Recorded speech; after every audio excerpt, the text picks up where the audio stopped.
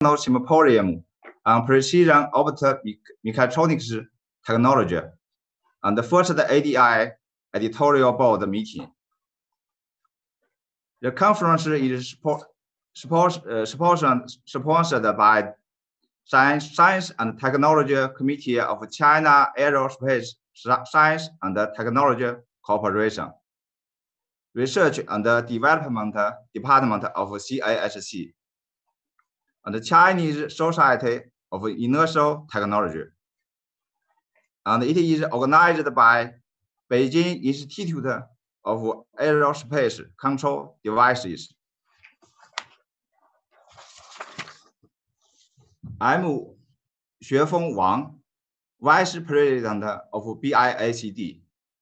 It is a great honor for me to host the opening ceremony of the conference today. At first, please allow me to introduce the chairman and co-chairman of the first SPOMT and the first ADI editorial board meeting. Professor Wei Wang, academician of Chinese Academy of Sciences. He is also the Director of Research and Development Department of CISC, and the Vice Chairman of Chinese Society of Inertial Technology, Chairman of the first SPOMT and the first ADI editorial board meeting. Professor Daping Chu, Director of the Center for Advanced Photonics and Electronics, and the Director of Center for Photonics Devices and Sensors Group in Engineering Department of Cambridge University, UK, and the Chairman of the first SPOMT and the first ADI editorial board meeting.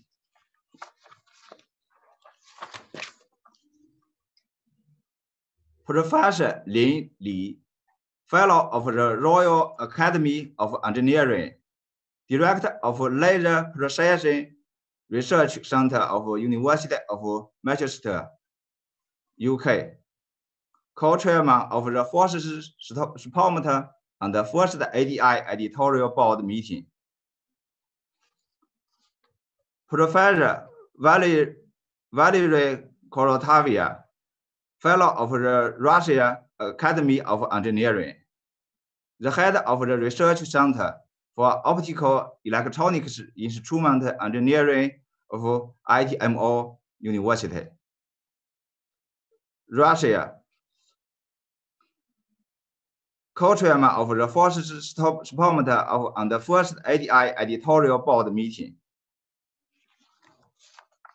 Professor Nasser El-Samia, Fellow of the Canadian Academy of Engineering, the Professor of Department of Geomatics Engineering at the University of Calgary, Canada, the co-chairman of first SPOMT and the first ADI editorial board meeting.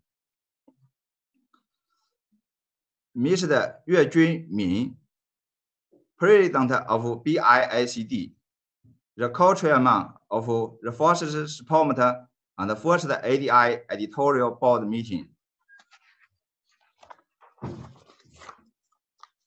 Now, please allow me to introduce other professors according to the report order. Professor Koyakin Igar. He is from the Department of Optical Electronic Devices and Systems at ITMO University, Russia. Professor Tariq Boronia. He is a professor of physics at Asia Paris University of Kuzatavi, Alpha, within the CNRS Joint Laboratory EHYCLM. Professor Golovan Andrew, the head of Laboratory of Control and Navigation, Lomonossovo Moscow State University. Professor Konovalov, surgery, honored scientist of the Russia Federation, the Doctor of Science and Technology, the academician of the International Navigation and Control Science Academy. Professor Wei Jin, the chairman professor of photonics instrumentation of the Hong Kong Polytechnic University. Professor Konichi Shoga, Chancellor's professor at the University of California, Berkeley, and faculty scientist at Lawrence Berkeley National Laboratory. Professor Richard Penty, deputy head of Cambridge University of Technology and fellow of the Royal Academy of Engineering and the IET. Professor Margarita Kujavinska, full professor of applied optics at Warsaw University of Technology. Professor de Marinis Irico, CTO of Duan, Italy.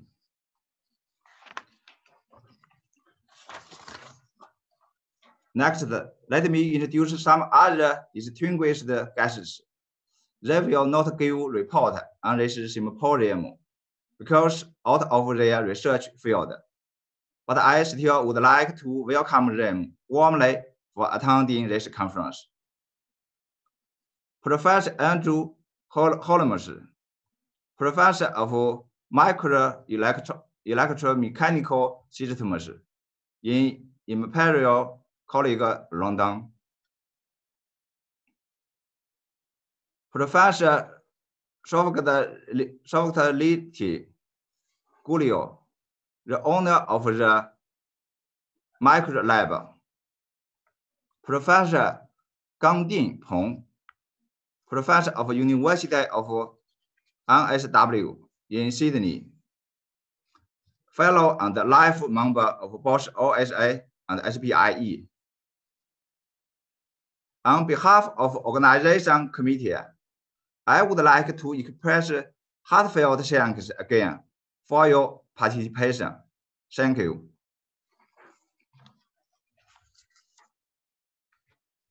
For the reason of work, chairman of meeting, Professor Wei Wang, cannot attend this meeting, so he recorded a short video to address the conference.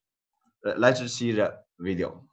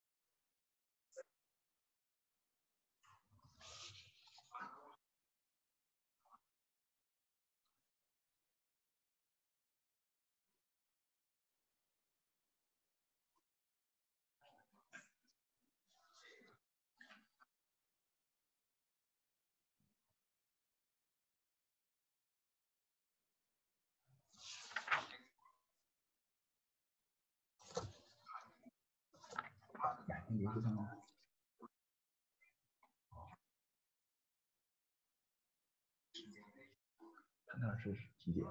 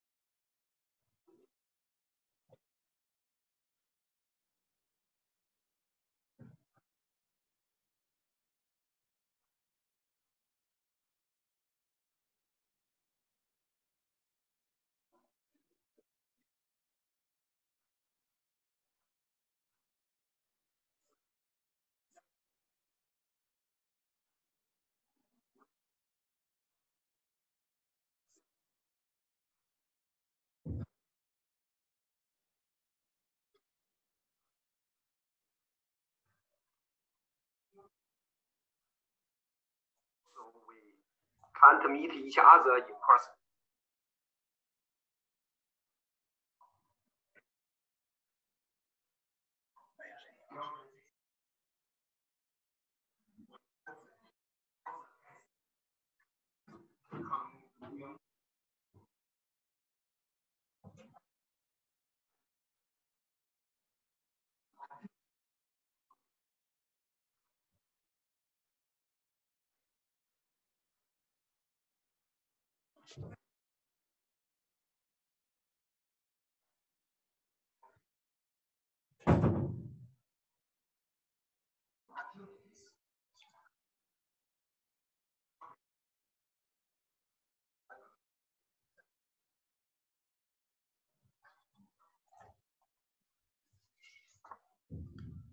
Thanks for the wonderful speech from Professor Wei Wang.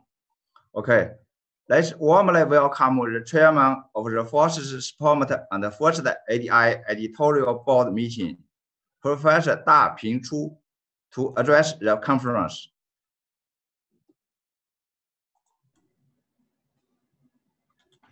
Thank you very much, Chairman Wang.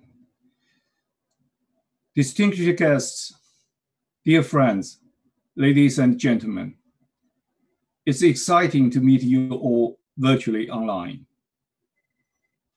Late autumn and early winter is a beautiful season in many countries and regions. Due to the COVID-19, we cannot meet physically, but thanks to the modern technology, we are able to get together and hold the 4th International Symposium on Precision Opto-Mechanic Technology and the first ADI editorial board meeting in such a special and memorable way. The conference is held with the support and the joint effort of CASC Science and Technology Committee, CASC Research and Development Department, Chinese Society of Inertial Technology, and the Beijing Institute of Aerospace Control Devices, to which we are very grateful. Now, please allow me to welcome you on behalf of the organizing committee, and my sincere thanks to our distinguished guests and world-leading experts, especially those who are attending this symposium from the United States and Canada. Because of the time difference, they make a huge effort to do so in the very early morning. Thank you. The organizer of this conference is Beijing Institute of Aerospace Control Devices. It is a place full of energy and with a vision for the future. It has been an important partner and a loyal friend of CAPE at Cambridge University. My colleagues in CAPE and I have participated in this conference series every 2 years, from the first to the third SPOMT continuously. This is the 4th time, but the first time we do so online. Although some of us will not be able to communicate face-to-face, I sincerely hope you can still find ways to discuss academic issues and exchange views, and more importantly, enjoy these 2 days of conference. There is another special feature of the conference this year. This is the first time that SPOMT and ADI editorial board meeting are held jointly. ADI stands for Advanced Devices and Instrumentation. It is a newly established scientific journal sponsored by Beijing Institute of Aerospace Control Devices in partnership with American Association for the Advancement of Science, which is a publisher of the famous Science magazine.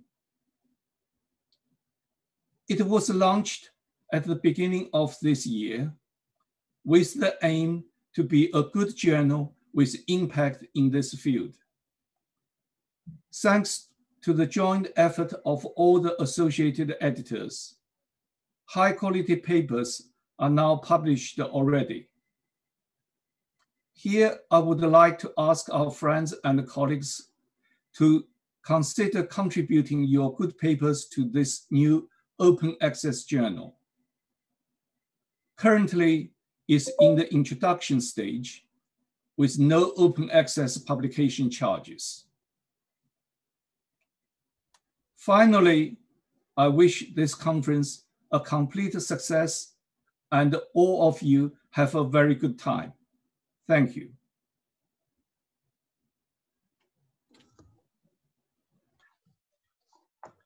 Thank you, Professor Da-Ping Chu, for your excellent speech.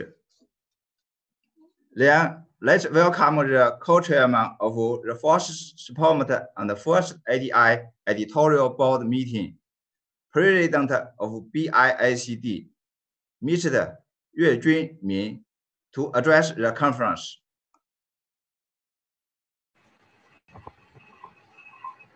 Ladies and gentlemen, experts and scholars, I'm very glad to have you all here for the fourth International Symposium on Precision Opto-Mechatronics Technology and first ADI editorial board meeting.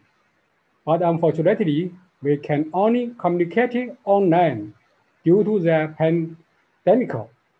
This conference is held successfully with the joint effort of CASC Science and Technology Committee, CASC Research and Development Department, Chinese Society of Electrical Technology and Beijing Institute of Aerospace Control Devices.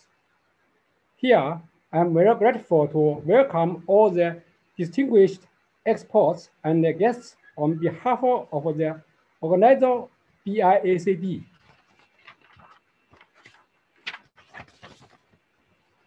Nowadays, the relationship among scientific discovery, technology innovation, and the development of our economy are more and more related. The period of the outcome of science and technology change to the realistic productivity are getting shorter. The scientific and technological progress and innovation are became the decisive factor of economic and social development. In this environment, Beijing Institute of Aerospace Control Devices keeping the pace with the time, energetically develop innovation of technology, industrial innovation, and the cultivation of excellent talents. Although this year's pandemic give more challenge to us, but that do not to stop us to moving forward. In projects of cooperate with foreigner, not only we keep the best of origin, but also have a small improvement. From now on, studying the development of thinking, opening, innovation, cooperation, all win on the original basis, build more and more cooperation relationship, and build contact with many scholars, researchers, and entrepreneurs at home and foreign. Today, we invite about 20 experts and scholars from University of Cambridge, Britain, University of Manchester, Britain, University of Calgary, Canada, former Moscow State Technical University, Russia, Russian ITMO University, Russia, University of California, Berkeley, America, Dune Company, Italy, and other famous international universities, institutes, and enterprises to conduct technical exchange. We gather here together for academic exchanges. I hope that all the information and the technology could be fully shared. More collaboration relationships could be established among us. And finally, let me hope the pandemic situation disappeared as soon as possible. Please turn to normal and looking forward to meeting you again. I sincerely wish this conference a full success.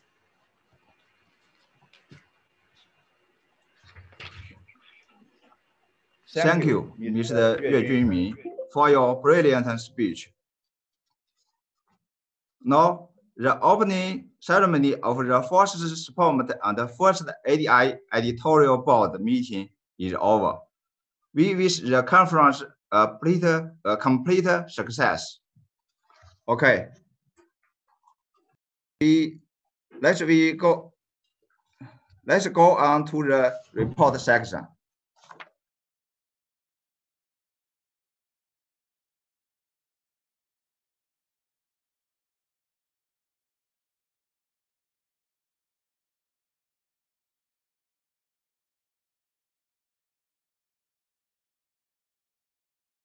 report is navigation technologies for future autonomous cars. Dr. Nasser El-Shami is a professor and former head of the Department of Geomatics Engineering, the University of Calgary. He holds a Tier I Canada Research Chair in Geomatics multi-sensor systems. His research expertise includes geomatics multi-sensor systems, GPI INS integration, and mobile mapping systems.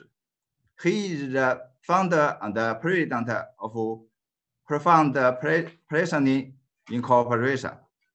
He published 2 books, 6 book chapters, and over 450 papers in academic journals, conference, and workshop proceedings. He has received over 30 national and international paper awards. Now let's welcome Dr. Nasser El-Shami.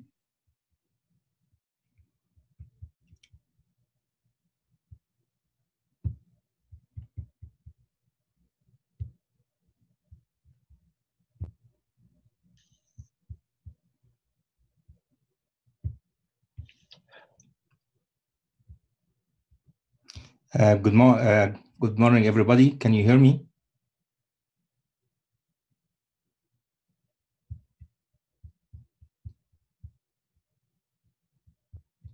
Good morning, everybody. I just can you check that you hear me? I just want to make sure that everybody can hear me. Yeah, please. Thank you very much. Good morning for you, and I'm sorry that it's almost 1:30 a.m. for me. So I'm very honored to be part of this conference, and I hope you have a successful meeting in China, and for those who are actually online to enjoy the rest of the conference. The chairman of the session mentioned, my speech is mainly about navigation technologies for future autonomous cars. I wear 2 hats today, one mainly for my University of Calgary, but at the same time, I'm also founder and president of Profound Positioning Inc. Allow me first to introduce PPI. PPI is a spin-off from University of Calgary by a few of the professors in the University of Calgary as well as Queen's University. We have focused on navigation, of course, but more specifically on GNSS, precise point positioning, inertial solution for a variety of applications. And our vision is to provide affordable, continuous, reliable, and accurate navigation solutions for different vertical markets. I'm sure you all know that sensors nowadays are actually penetrating everything we use for any new company or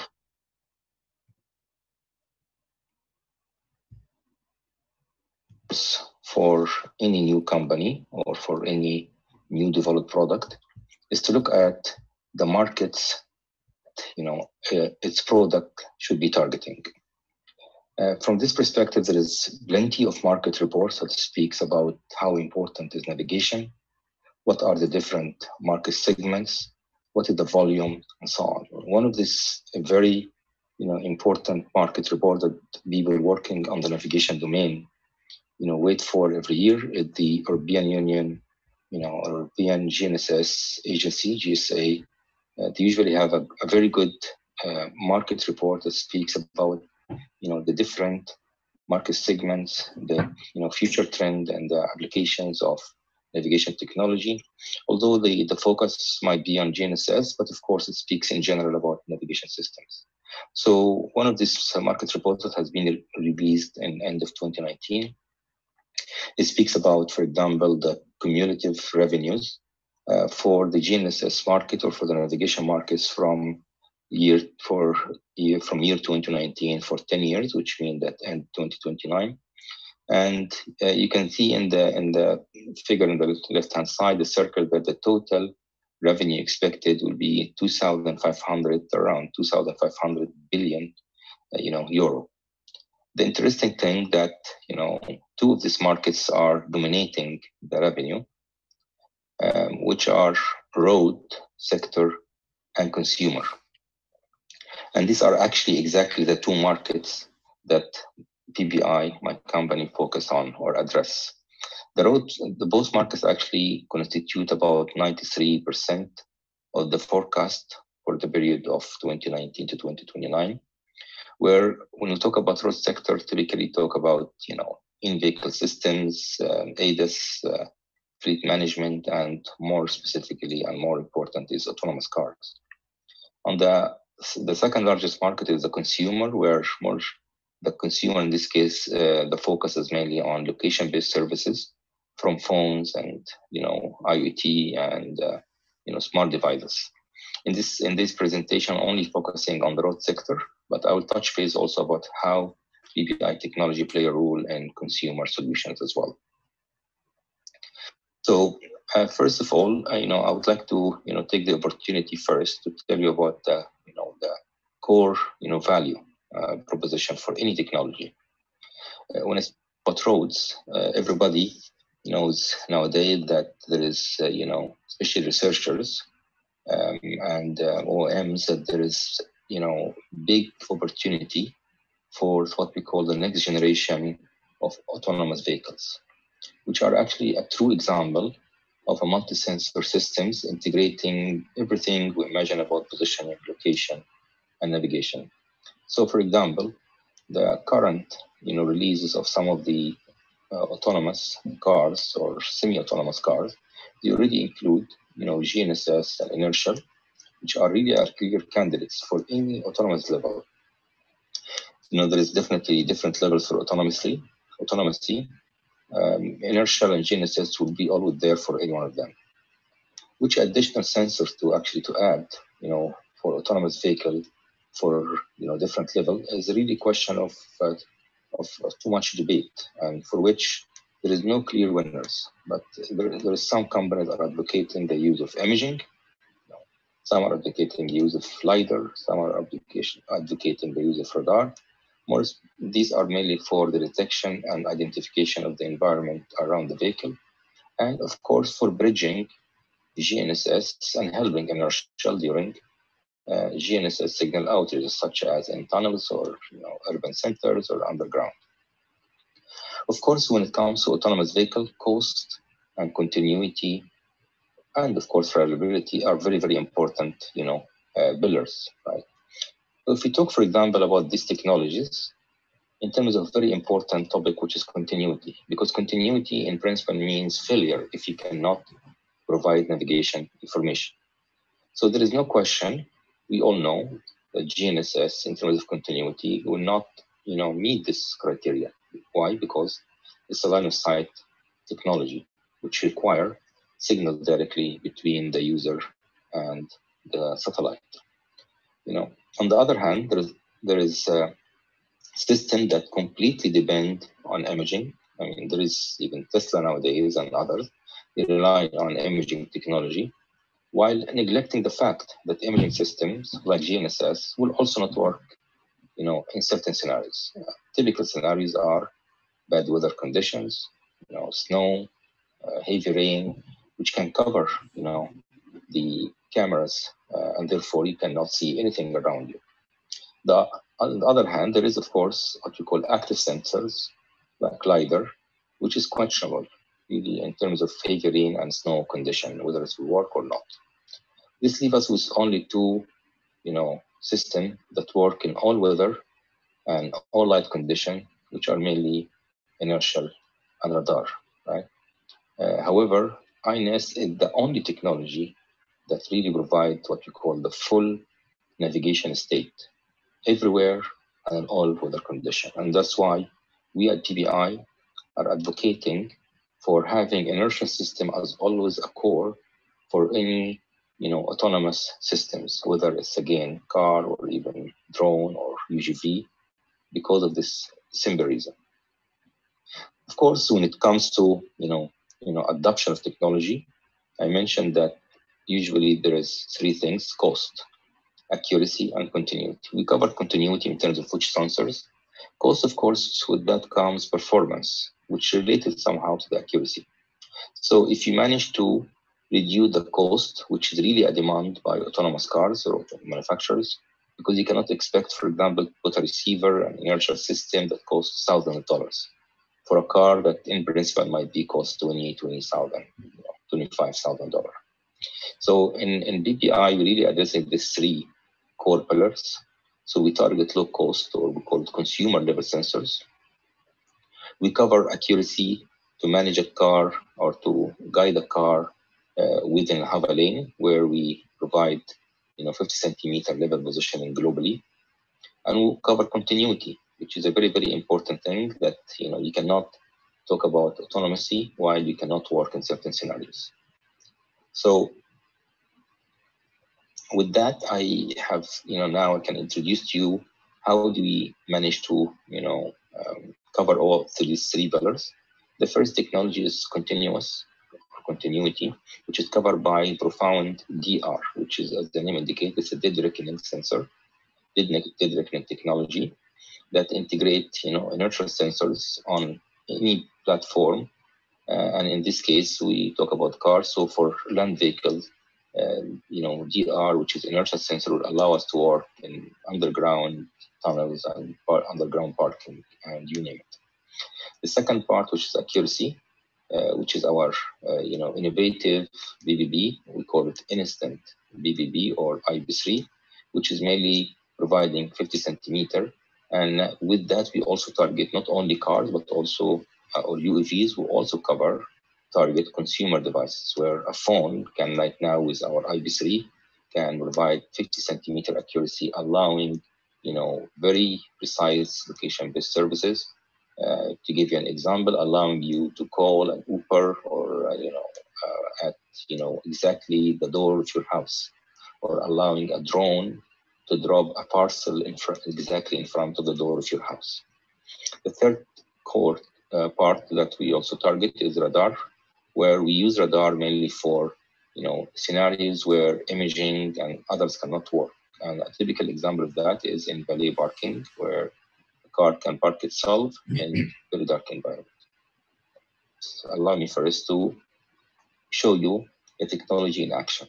But before I do that, I just want to draw your attention specifically for those that are maybe not in the navigation domain.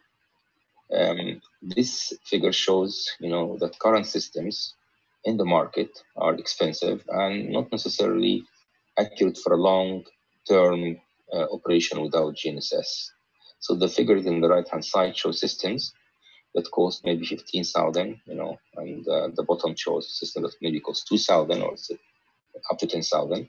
That drift over time, and this time right now it's only 60 seconds, to maybe 5 meter or 6 meter, which means that you already can be in the left lane, but your location system is telling you you are in the right lane. So 6 meter is more than 2 lanes. And these are good systems. Some of them are actually navigation grade, which with bias characteristic of gyro is around 0.5 degrees. Some of them are also, the Litton, for example, 200 is a fiber optic gyro with a good, 1 degree, per hour system, and good error characteristic for accelerometer as well. And also there is some, modules. There is some modules coming from big companies such as U-Blocks, like the U-Blocks M8. This is a UDR mode, which means untethered. They typically claim very good accuracy in terms of position, 2 meters CEB. But of course, when you lose GNSS, the sensors on board the module will allow you to navigate within typically 10% of the travel distance without GNSS up to 60 seconds, which means beyond 60 seconds, we don't know what would be the performance. When I'm trying to show you the performance of PPI technology, we use our own, test or evaluation kit. And this evaluation kit contains actually lots of sensors that we can demonstrate to our potential customers. So, and all of them include consumer level sensors, whether it's a U-Blox GNSS receiver or whether other type of receiver such as Alistar GNSS or others from around the world. We also have, we use different level of MEMS inertial sensors, from Bosch or TTK or ST Micro.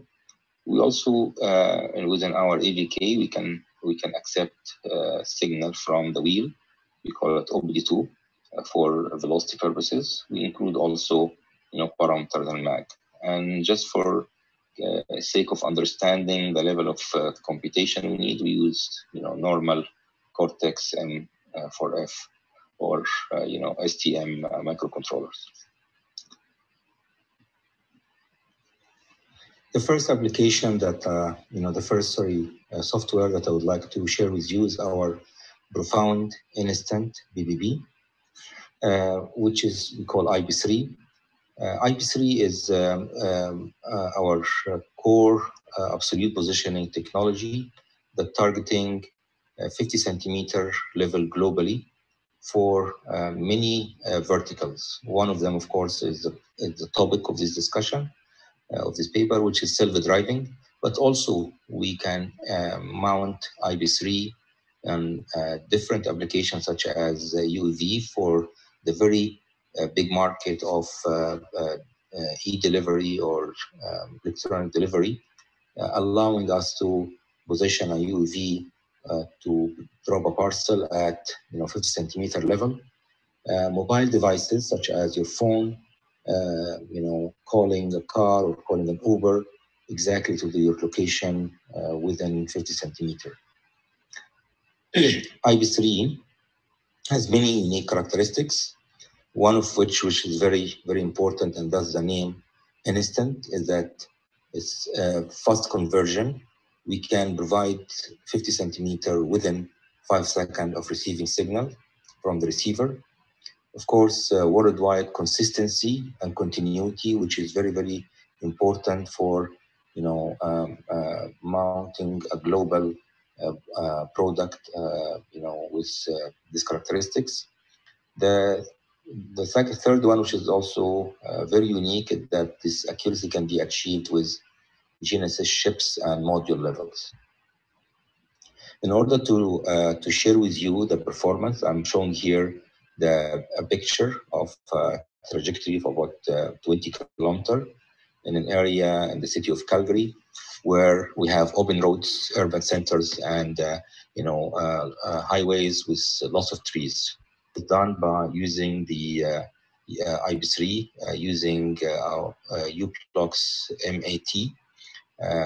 You can see two figures here. The left figure shows the error as compared to the reference, and the reference in this case was an RTK solution from one of Novotel systems. You can clearly see that the RMS in this case is in the east direction is about lower than 10 centimeter. North direction is about 25 centimeter. This figure showed also the uniqueness of IP3 that can work in dense urban centers, where the RMS, as you can see here, is about 26 centimeter. Also working, maintaining the same accuracy, even within short outages, like 8 seconds, because we have a certain prediction model that can allow us to move for short times without any signal. Those who are interested, we actually have released our first version of IP3, which is single frequency multi-GNSS system for, again, chip and module levels. We also released our IP3 and DR integrated together, targeting continuity as well as accuracy of 50 centimeter. In the next few months, we'll release our IP3 dual frequency, and we also integrated with DR, but integration with DR will be in Q1 2021. One of the very unique versions of IP3 that we'll be releasing soon is mainly IP3 on smartphone, and we'll start with Android smartphone, allowing in this case smartphone to offer 50 centimeter or sub-meter level, I would say, for location-based services applications. The second technology that we offer that provide what we call continuity is the DR. DR is mainly purely based on inertial sensors, and of course we integrate it with other navigation technology. GNSS, one of them, as I mentioned already. IP3 is one of them. We can also provide DR in different modes. One is what we call with wheel, and one without wheel, depending on the mode of operation. Without wheel means wheel signal. Think of TomTom and Magellan or Garmin devices that you can mount on the dash of the car. They are not connected to the wheel signals. Our DR technology has been actually in use by tier ones right now, and we are targeting different markets for the land vehicle, whether it's an in-dash car, for example, for the UDR or DR. It's UGVs that work on extended environment without GNSS, and of course the future self-driving cars. To show you the performance of the DR, you have here two figures. One in the left-hand side showing you the trajectory of a car went underground, and in the right-hand side you will see a video of exactly the car going underground parking of a big mall in the city of Calgary called the Market Mall. You're going to see here three trajectories. One is already drawn in the video, which is the solution from a $50,000 unit, backward smooth, and the blue, which is the GNSS, as you can see, still receive signal in the underground parking, and then the red is our DR solution with one of the very low-cost MEMS units, and the unit, our EVK, was connected to the wheel receiving OBD2 signal.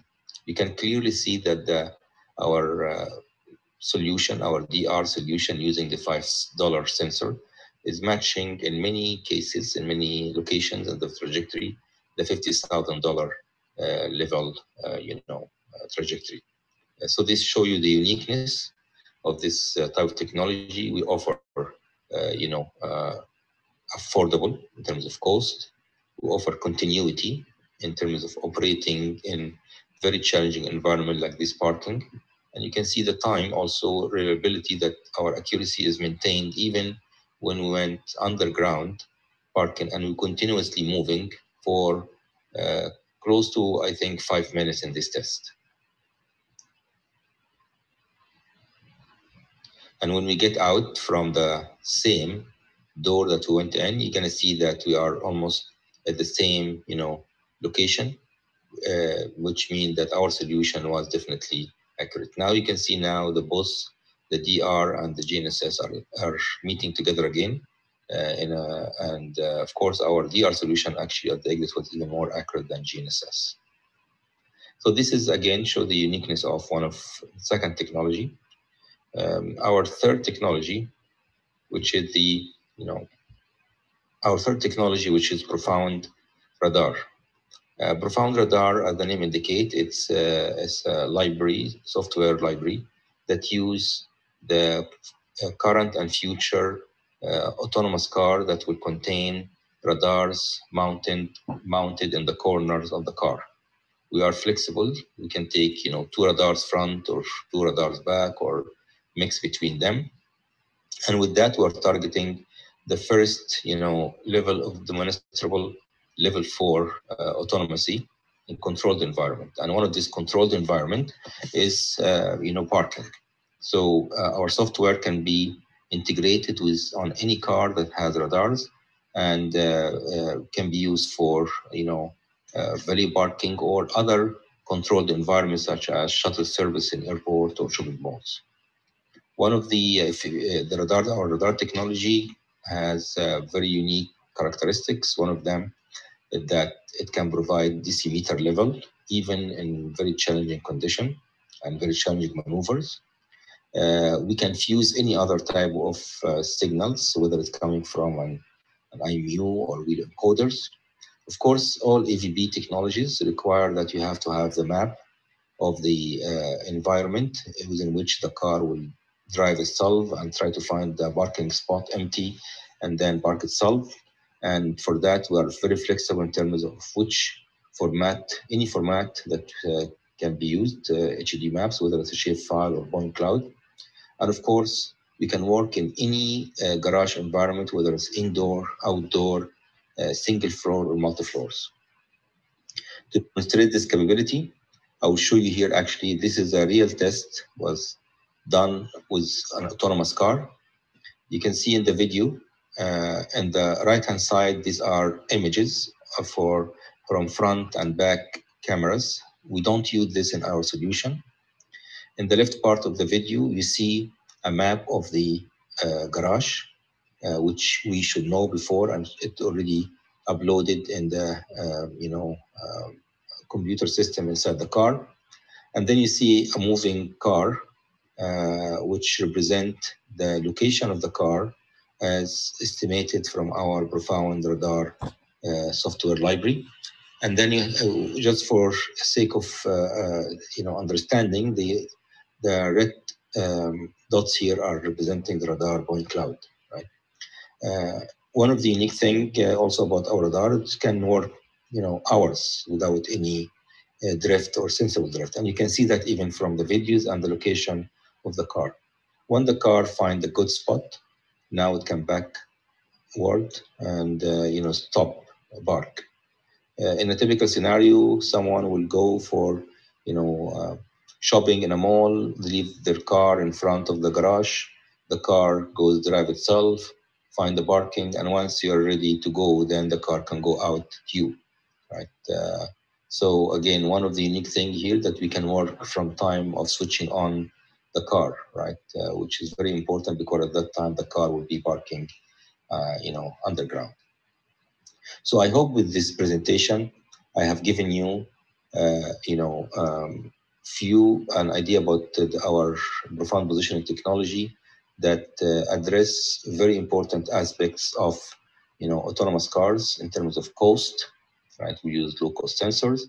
In terms of continuity, we use sensors such as radar and DR to provide continuous solution even in dark environment and non-GNSS environment. Of course, also we offer global accuracy when we have GNSS of 50 centimeter, which is key for what we call lane level navigation. But also, as I mentioned, that we can target different verticals using our IP3 technology for consumer and UAV applications. With that, I would like to thank the organizers for giving me the opportunity.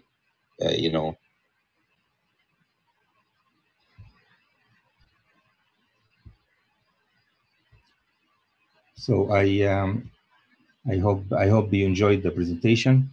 I look forward. I don't know if the organizers will allow discussions or questions from the audience. Thank you.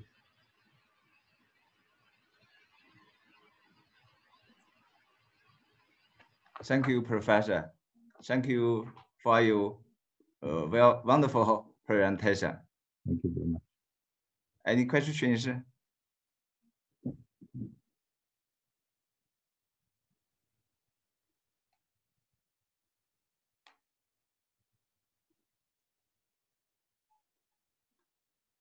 Okay, Professor, I have a question. Thank you. The accuracy of the profound DR is about 0.5 meter. do you think it's enough for the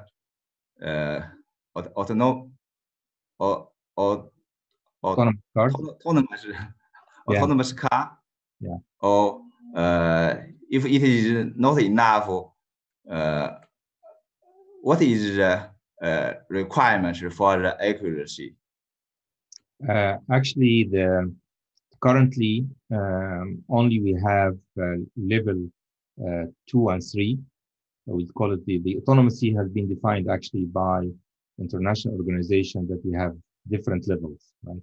Currently, level 3 is mainly requiring the car to be maintained in a certain lane.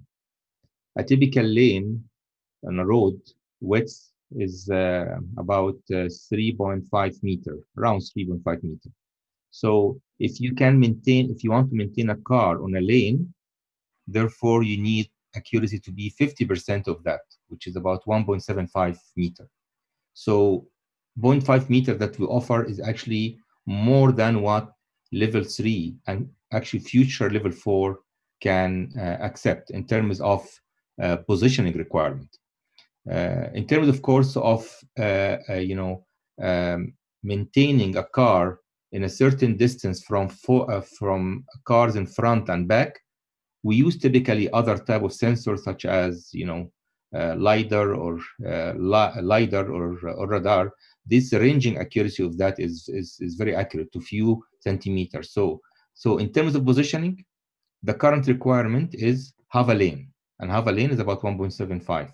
What we are offering absolute is 0.5 meter, which actually meets not only level 4, but the future level of autonomy on cars. Okay, thank you.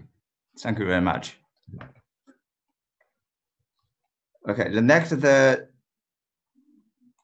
report speaker is Professor Valery Korotavia. Professor Valery Korotayev is the author of over 250 books, articles, and patents. Hello, dear colleagues. We are glad to see you at this conference, and we expect that all reports will be interesting for you, and we would like to present our report.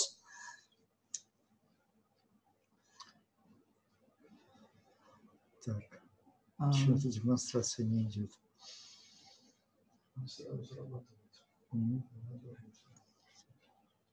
Там что-то нужно подвинуть. Что? Что-то нужно подвинуть.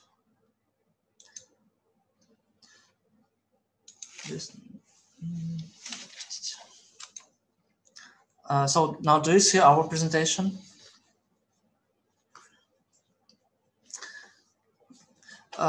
So our report is called Measuring the Railway Profile with a Stereoscopic Optical Electronic System. The work is done by Valery Korotayev, Alexander Timofeyev, and Maria Fonton from Research Center for Optical Electronic Instrument Engineering of ITMO University. So nowadays we see that development of high-speed railway traffic requires increased accuracy of mounting of the railway track in the design position. Because at high speed, every millimeter, every inch is important at this track. So to define the actual position of the railway track, it is important stage for the improvement of technology of railway track mounting in the design position. It is important in both during construction and maintenance of the railway. So when the track renewal train moves with a speed up to 10 km per hour, the track position must be monitored according to the following parameters. So we see here the parameter Z, that is the distance from the axis of the line to the pole, which this distance can be from 2.5 to 7 meters, and the accuracy should be within 2 millimeters. Displacement Y, that is the displacement of the track in the vertical plane, that is called surfacing. This value should be in the range from within 300 millimeters and with an error of 1 millimeter. And the third parameter, it is the deviation of the track level in the range of 20 millimeters here. And the accuracy should be 1 millimeter. So the base of the track in Russia, it is 1,520 millimeters. For this system, special reference marks which are mounted on the contact line poles were designed to implement the system.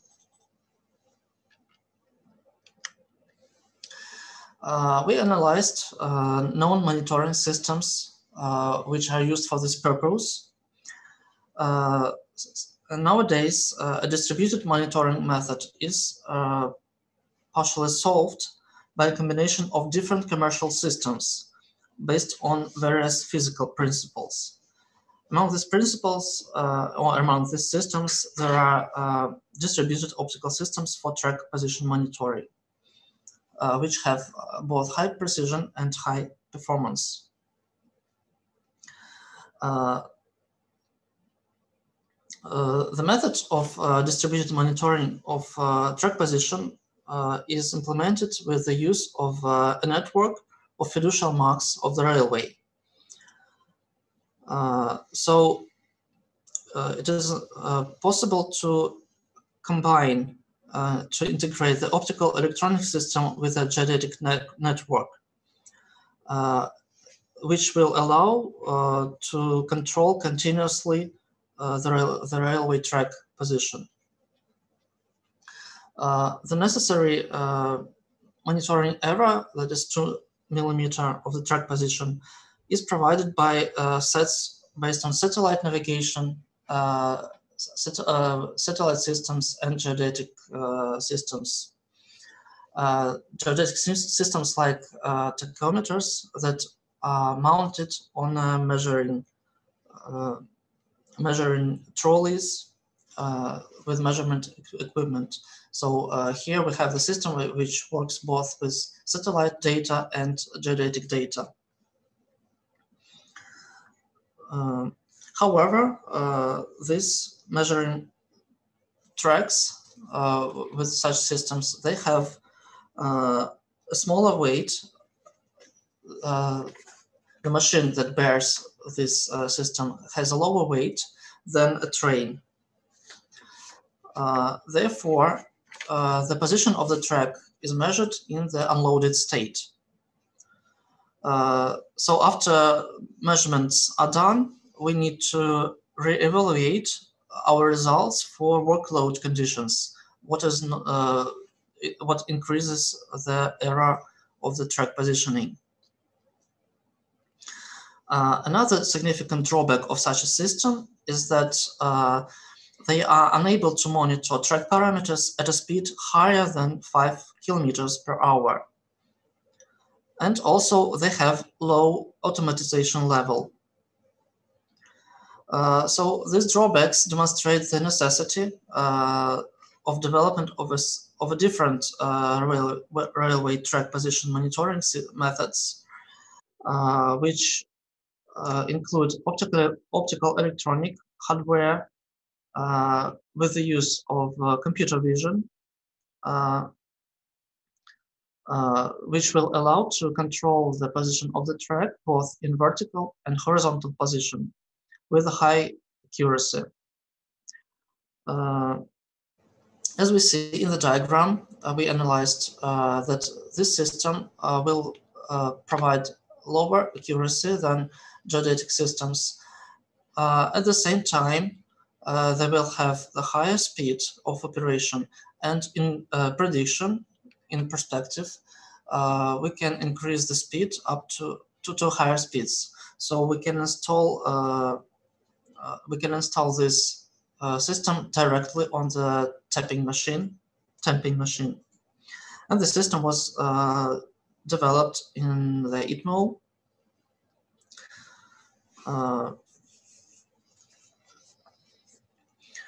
However, this type of systems, here we see the example of the system that we developed here on the slide. However, this system also have some drawbacks related to that. When operating in the outdoor conditions, there are some influences that which pejorate the final result. So the goals and objectives of the research is that we researched stereoscopic optical, the methods of the improvement of optical electronic methods for this application. This method allowed to increase accuracy of the railway track position monitoring, wherein monitoring is done by active reference marks located on a contact line poles.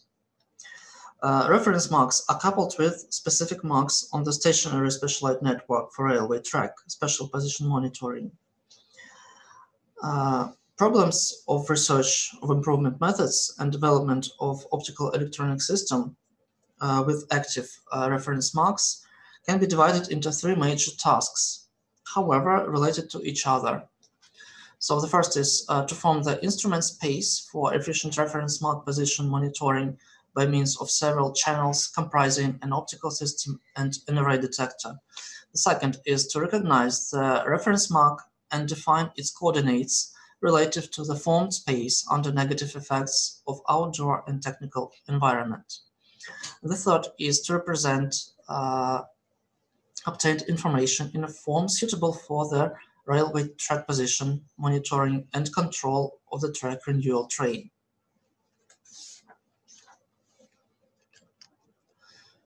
Oh, sorry.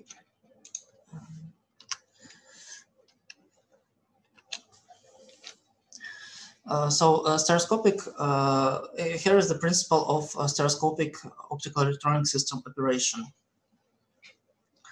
For the first problem, a stereoscopic optical scheme based on array detectors and digital processing methods of information on reference mark position was considered. The scheme comprises reference marks mounted on marks of a specialized fiducial network, a receiving unit, so the reference mark, the receiving unit,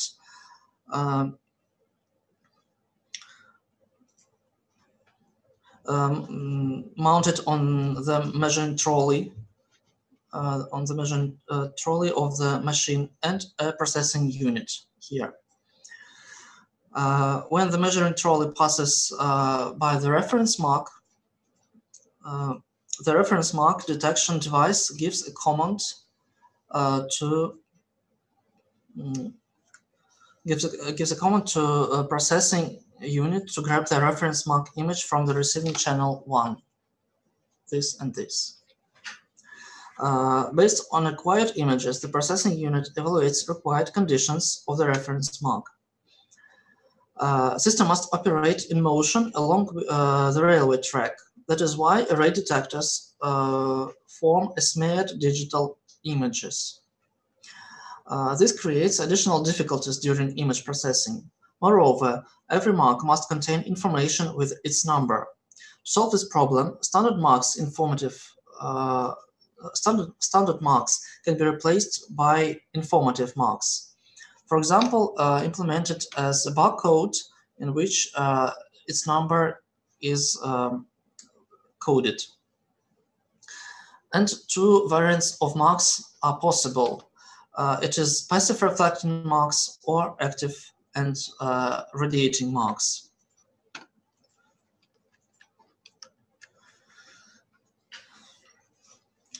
Here there is the algorithm for calculation of reference mark coordinates in optical electronic system. Reference mark position in the scheme can be calculated both using classical approach of the computer vision and a smear analysis. So the smear analysis is 4 and 5, and classical approach is 1, 2, and 3. With so-called trajectory algorithm. For the case with the separate channels, this algorithm can be graphically represented as intersection of planes here, containing image of the reference mark smear and cardinal points of the optical system of the channel.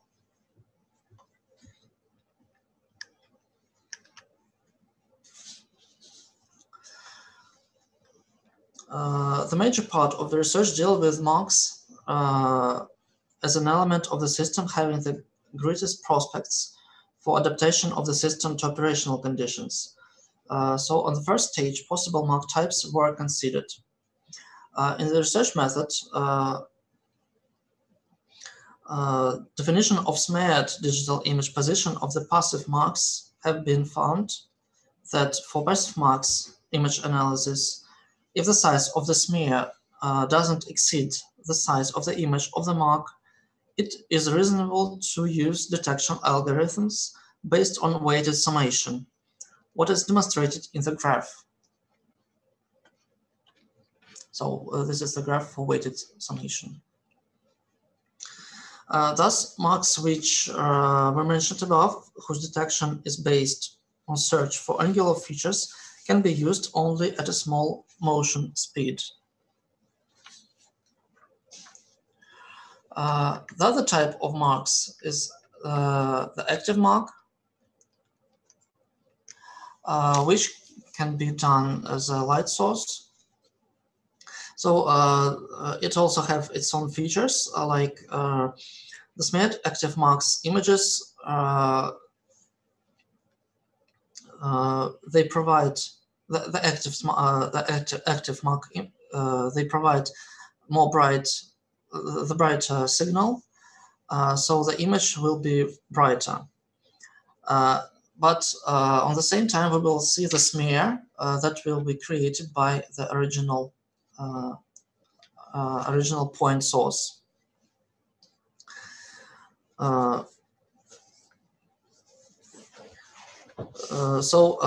Here the trajectory analysis is applied, which allows to reduce RMS of the mark image coordinates definition, as well as reduce the influence of the outdoor conditions to the measurement result.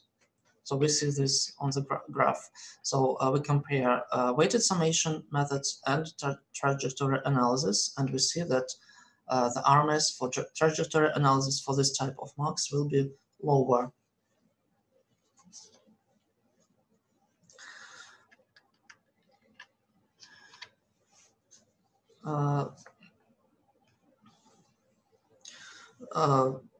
The study has demonstrated that motion parameter definition error depends on the length of the smear and the signal-to-noise ratio. It allows to choose static or dynamic mode of reference mark position evaluation, depending on the smear length. When the signal-to-noise ratio is higher than 1000 and the smear length is more than 15 pixels, reference mark coordinate definition error starts to go down. We see that also on the graph, that the error tends to go down. The next part of research was the research of the algorithm for B-diode mark image detection in optical electronic system. During the preliminary test, when information was processed, it was found that the obtained reference mark image that's shown with the green frame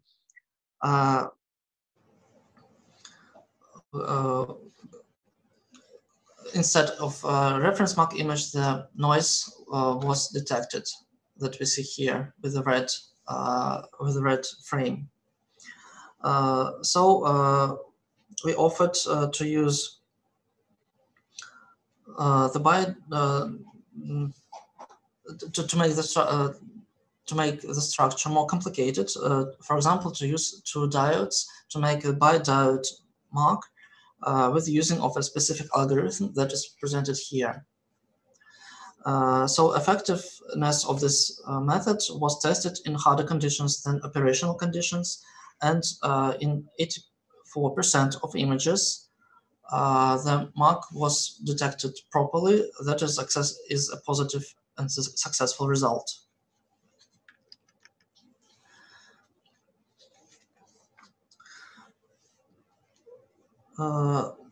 When images are detected at a smaller motion speed, it is effective to use frame-to-frame difference to exclude small aperture flares.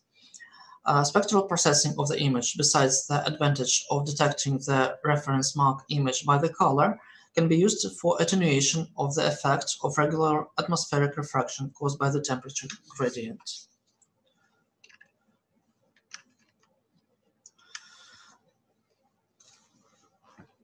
During the study, a relationship between parameters of optical electronic system units was found with regard to displacement range and motion speed. Motion speed of optical electronic system relative to the reference mark has a longer effect on the energy received by a pixel than the present exposure. Thus, to provide the maximum energy efficacy, it is necessary to correct exposure time depending on the speed.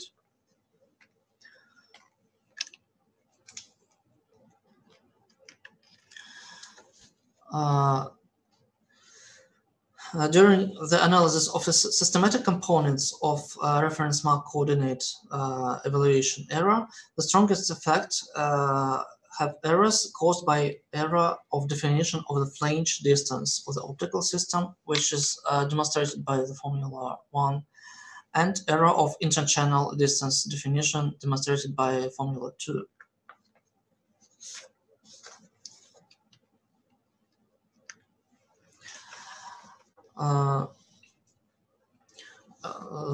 Influence of the regular refraction caused by air path temperatures gradient on the optical electronic system error was considered. So we see here that the strongest impact on the vertical displacement monitoring error doesn't exceed 0.5 millimeters. So even the temperature influences the air path, the error wouldn't exceed this value. And also, we made the experimental testing of the prototype on the test bench, and it demonstrated that RMS of the random component of the intrinsic error for a distance up to 5.5 meters and vertical displacement less than 0.4 millimeters along the distance is less than 1.6 millimeters. So you see the numbers that we obtained here, the results. And also for aligning, it doesn't exceed 1.6 millimeters, and for leveling 0.25 millimeters. So there is the common structure of the prototype, which with its specifications.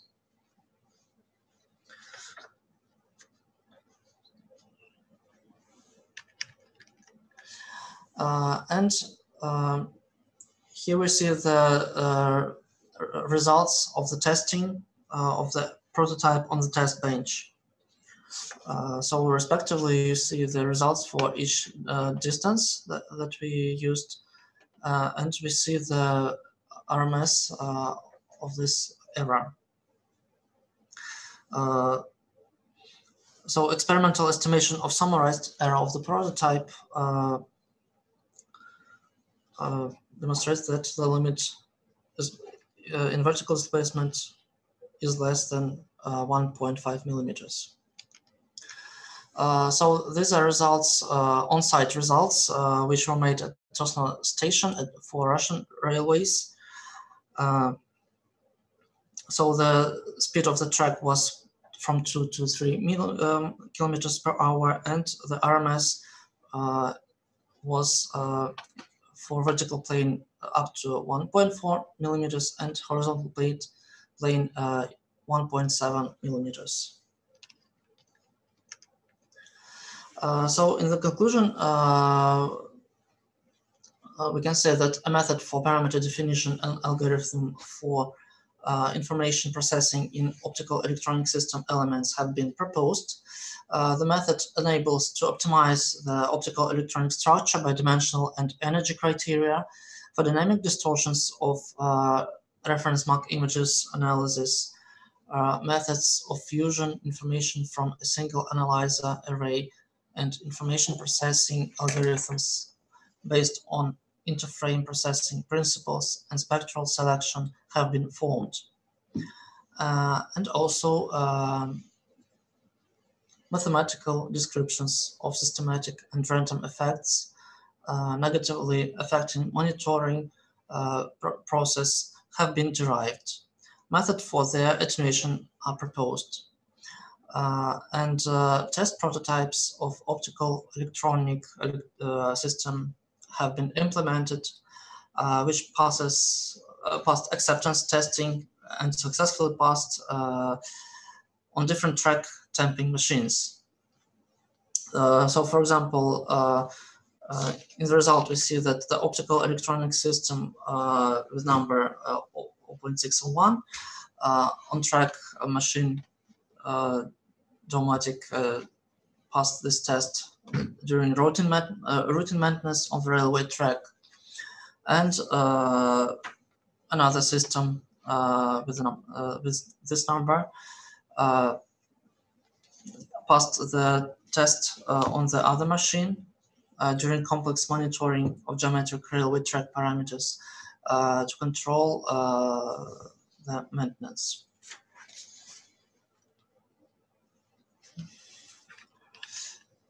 So thank you for your attention, and I expect maybe that you will have any questions, and I will be glad to answer them. Thank you. Thank you, Professor, for your wonderful presentation. Any question, everyone?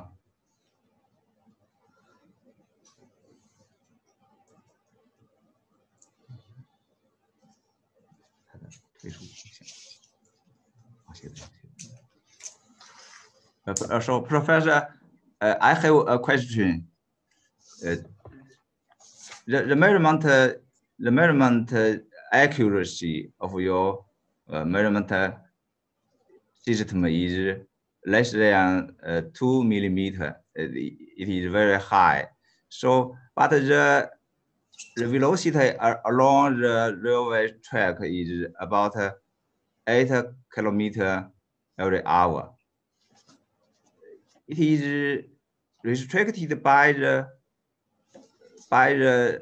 measurement method or any other reason.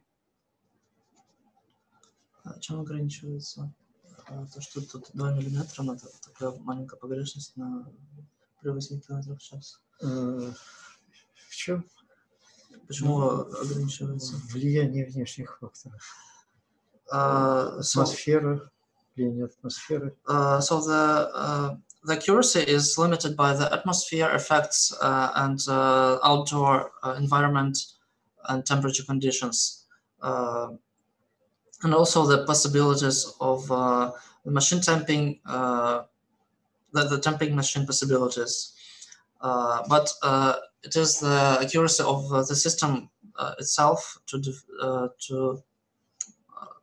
the error of the system itself, 2 millimeters. Кроме того, измерения производятся в процессе вибрации. And also the measurements are done in vibration conditions. So vibration is also a very important factor, very important contribution to the measurements.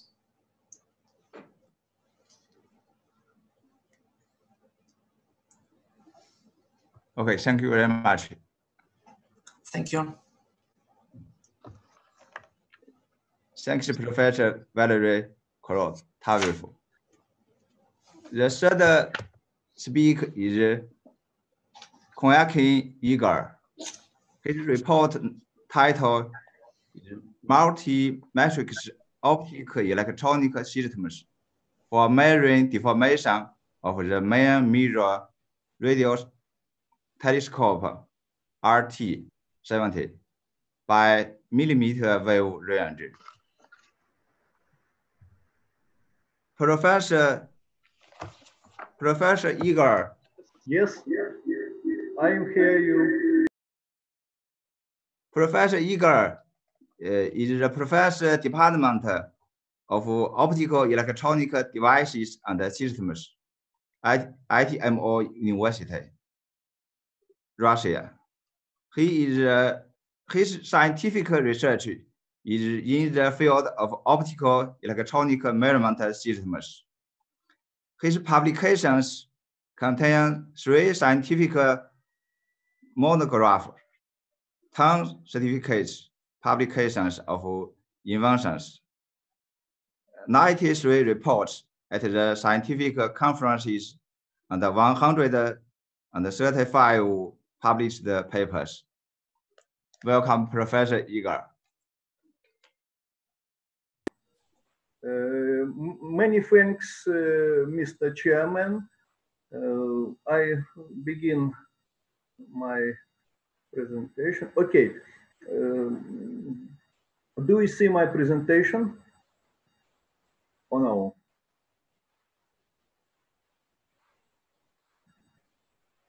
Okay. At first, I want to say many thanks to the organized committee of this conference for my inviting in this conference. The title of my speech is Multi-Matrix Optical Electronic Systems for Measuring Deformations of the Main Mirror Radio Telescope RT-7 for millimeter wave range. I am professor of applied optic faculty at ITMO University. This is the topics of my speech. Introduction, main metrology problems, measuring system for radial telescope NRAO 100 Green Bank, measuring system for radial telescope RT-7 SUFA common structure, approach to composition of the optic electronic sensor for RT-7's adaptive system, and experimental setup and results. The millimeter telescopes and research in this wave range are a direction of development of the radio astronomy in 21st century. Nowadays, the new radio astronomy instruments are designed in many countries. For example, LMT 100 Germany, FAST 500 China, LMT 50 Mexico, SRT 64 Italy, and GBT 100 and USA. The main mirror diameter is from 40 to 300 or more meters. Millimeter wave range radio telescope is the instrument for researching the main objects in universe and galaxies. For example, black holes, dark matter, dark energy. Millimeter wave range radio telescope gives a radical progress at satellite and space navigation. About main metrology problems. About radio telescope structure, the radio wave is reflected by main mirror, after wave is reflected after second mirror, and come to receiver room.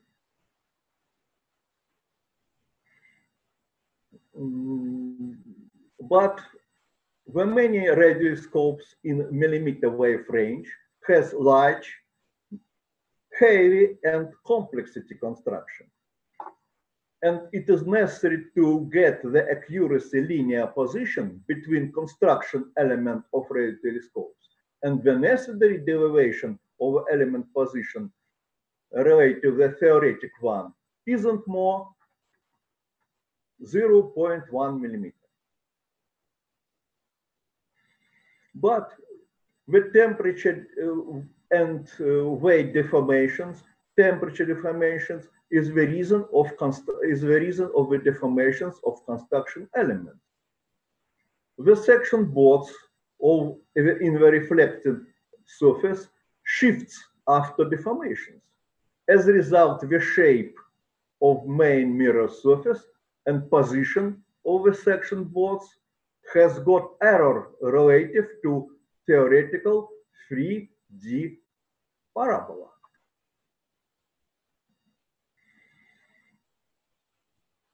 For solve this problem is using the adaptive surface construction. Every section boards has actuators. Section boards are set on actuators with electric drivers. And in the work of radio telescope, the actuators restore the deformations of the surface. Actuators move the section boards and the shape of the main mirror recovery to theoretic 3D parabola.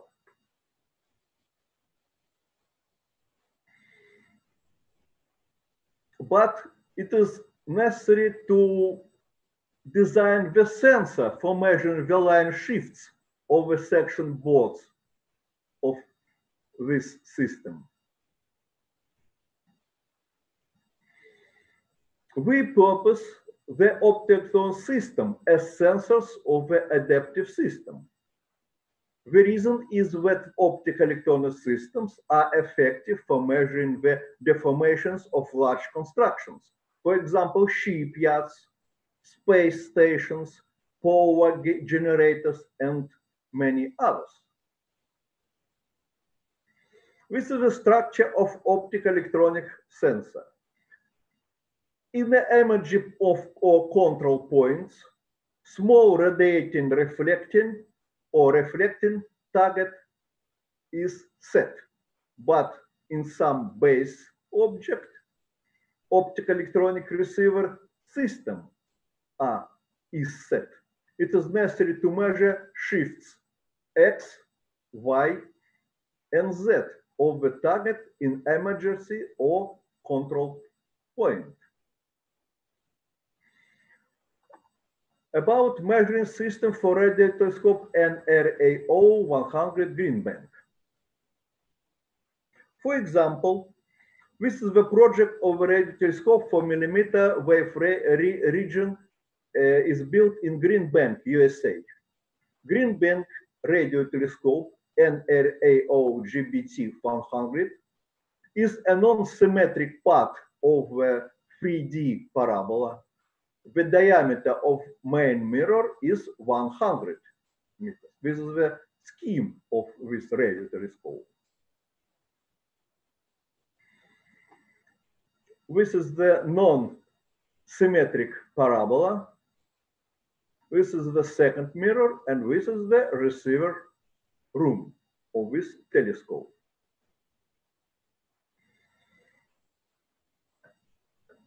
The special trilateral method is used. For implementation of this approach, it is necessary to know three base lengths B1, B2, and B3. And the distance L1 from first point to emergency point P is measured. The distance L2 from second point to point P is measured, and the third length from point 3 to point P is measured. And afterward, the coordinate x, y, z of control point is P is calculated. This is the approach. And this is the scheme for radio telescope GBT 100. In the points 4, 5, and 5 and 5 asterisks, the special system dynamics is set. One dynamic measure distance L1, second length meter measure the length L2, and third dynamometer measure the length L3. As a result, we can calculate the position of this emergency point on the main mirror. This is the full scheme of the system. On the console, the three distance meter are set. Every distance meter measures the distance to the control point, and after calculations, the coordinates of these control points are calculated. The measuring error is close to 0.1 millimeter. And after that, the electric drivers move every section board to theoretical 3D parabola.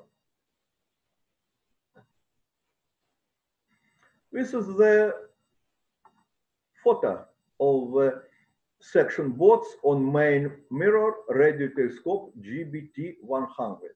And this is the retro reflectors at control points.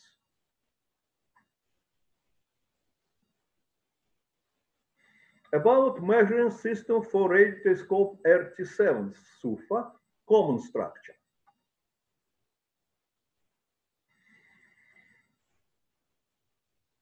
According to the project, the large radio telescope is designed by Russia at Plateau SUFA in Uzbekistan. This is the map with the Turkestan mountains, and this is the Plateau SUFA, and this is the project common view of the project of this radio telescope laboratory. This is another picture. The main part of this complex will be radio telescope RT7 SUFA.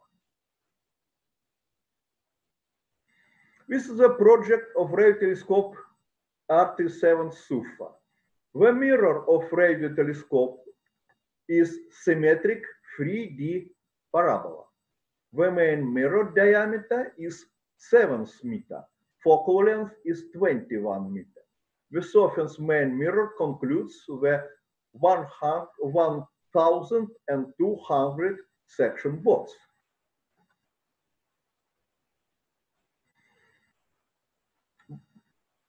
But it is necessary to construct the special measuring system. It is nothing the direct site on internal construction of main mirror from the ground as for GBT 100. Wherefore the system for control mirror surface and second reflection position are implemented as inertial type system.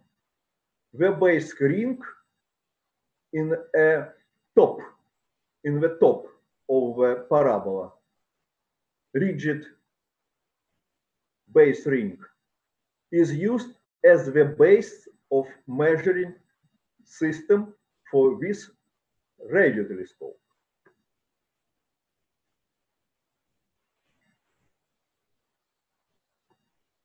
This is the full common structure. Main mirror, second mirror, gyroscope gauge, and this is the receiver room.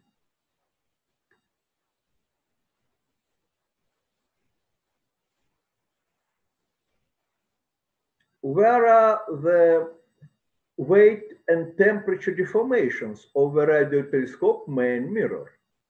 As a result, the line shifts over points at surface of the main mirror from 3D parabola have value at the region 3 to 30 millimeters. It is necessary to measure and correct the mirror elements shifts. But direct view on mirror from the ground is impossible, and the special rigid base ring into radioscope is used the base of measuring system. About approach to composition of the optical electronic sensor for RT7's adaptive system. This is the common approach. In a point of the section board, the light emission diode as a target is set. And in a base ring, the special optic electronic receiver system is set. It is necessary to measure shifts XY of the light emission diode as a target in the point of main mirror surface. This is the video sensor. This sensor measures the position of the light emission diode on the section board. This is the objective of video system. This is the matrix photo receiver. The objective formed the image spot of this light emission diode on the matrix surface of the photo matrix. The microprocessor systems, according to these algorithms, calculate the coordinates x and y of the spot on the matrix. And afterward, we know the focal length, we know the distance to the light emission diode, and according to simple equations, we can calculate the shifts x, y of this point in a main mirror. But there is hard problem. The mirror is the composition of more than 1,000 section boards, but one video sensor measures the deformations only at one control point of surface. It is impossible to use the full system as composition of 1,200 video sensors. We can measure, but we can measure the deformations only in several points. And the full screen position of a 3D parabola mirror is found as the result of the approximation of these measurements. But how many points on surface need to be measured if you want to get a position of 3D parabola with necessary accuracy? This is a computer simulation of this process. This is the approximated parabolic surface. But this is the picture, this function, so the accuracy of the constructing parabola as function of number of measuring points. And we see when the measuring points is more than 200 points, the error of the measuring full parabola is smaller, few than necessary level. As a result, we can measure only 200 or 300 points position, and after make approximation of parabola surface and get the parabola deformations with necessary accuracy. This is the structure of the measuring system. This system can measure 500 control points. This is the base unit. The measuring system includes 20 sensor units. Sensor units are set on a base ring. This is the structure of the angle view for control surface full main mirror. This is the structure of one sensor unit. Sensor unit concludes the joint objective and 20 metrics for photoreceivers as image analysis. Every matrix measure the positions of one radiation point, one radiation target in the control point of the main mirror. As a result, one unit can measure 20 control points. This is the angle view of the objective for one sensor unit. This is the position this sensor unit in the rigid base, in the ring, in the top of the parabola mirror. And this is the points of the LED targets. This sensor unit measure 20 points. This is the simulation of the sensor unit measuring error. XX is the error of a measuring spot position on CMOS photoreceiver as part of the 1 pixel, and this Y-axis is the error of a position of a point on the mirror surface. We can see that the error of a measuring spot position on CMOS is not more than 0.2 of 1 pixel.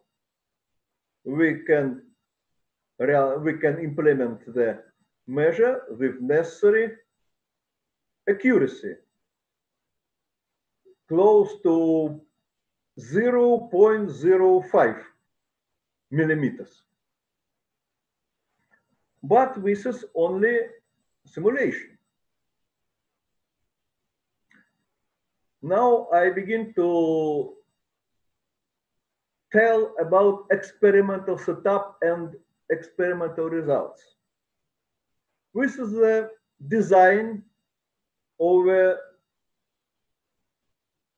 sensor unit experimental setup. This is the body, the joint objective, and this is the matrix with special adjusting constructions. This is the photoreceiver matrix. In this experimental setup, are set only 5 metrics. This is the 3D model of sensor unit experimental setup. This is the main body, this is the matrices, and this is CMOS matrix adjust setup. This is the matrix. This is the special mean for align the position of a matrix into this experimental unit.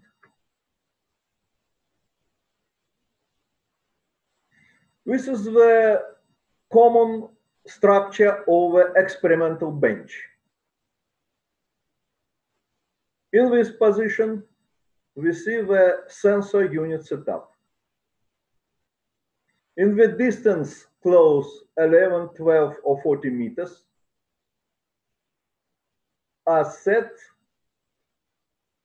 the special sites.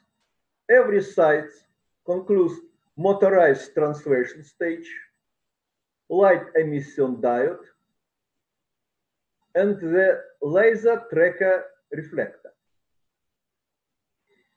To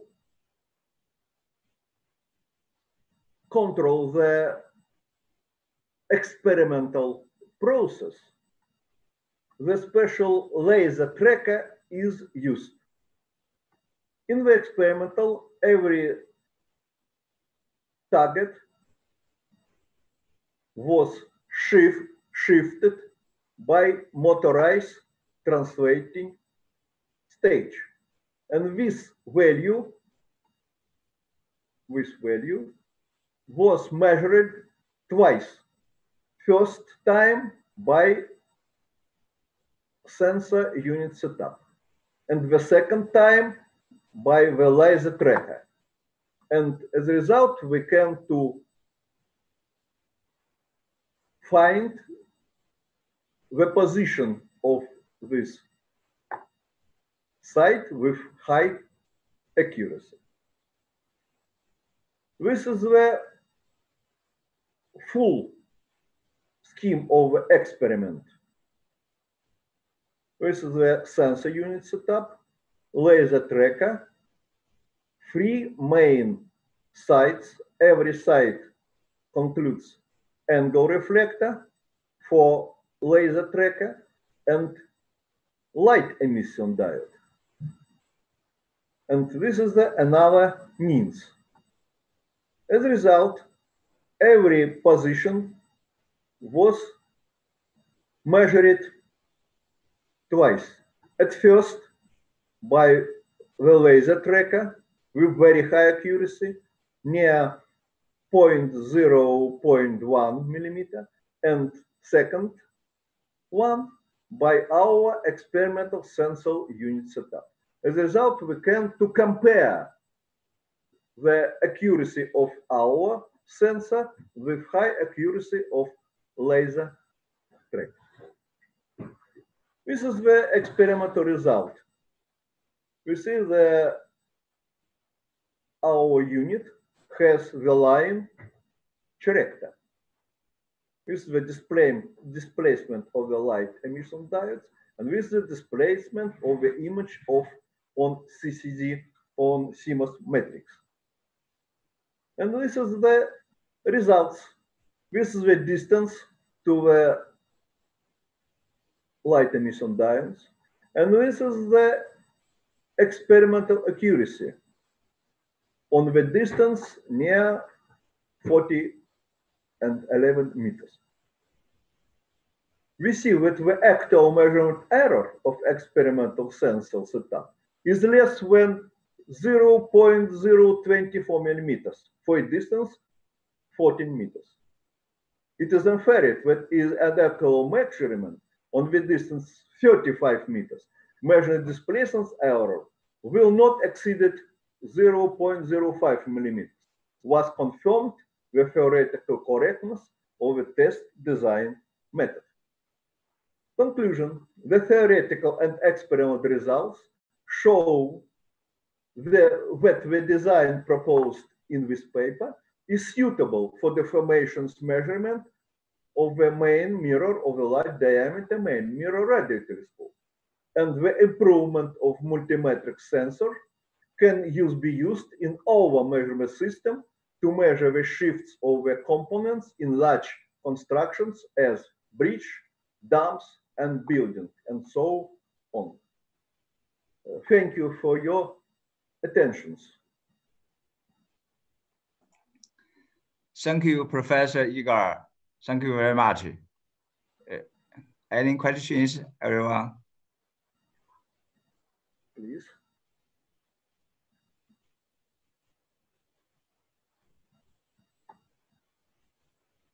Okay. Full clear. Mm-hmm.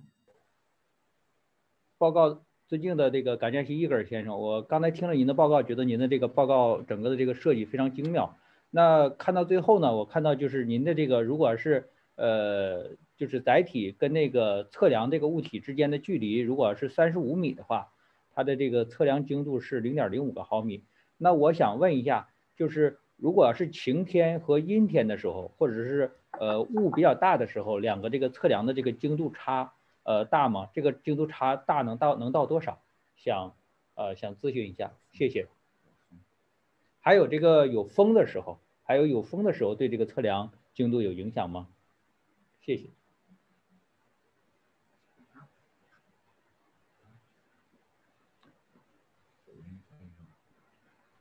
Уважаемый профессор, у меня вопрос такой, да, вот погрешность измерения вот для вот мешает или нам или нет погрешность измерения от ветра, от тума и от солнца или нет? И насколько мешает? Да. Okay, many thanks for your question, dear Sinsan-Min. You have asked about the influence of sun, wind, and rain, for example. At first, I want to say that as a millimeter wave range radio telescope worked only in the night time. At second, when the wind is not very strong, not more than 3 or 5 meters per second.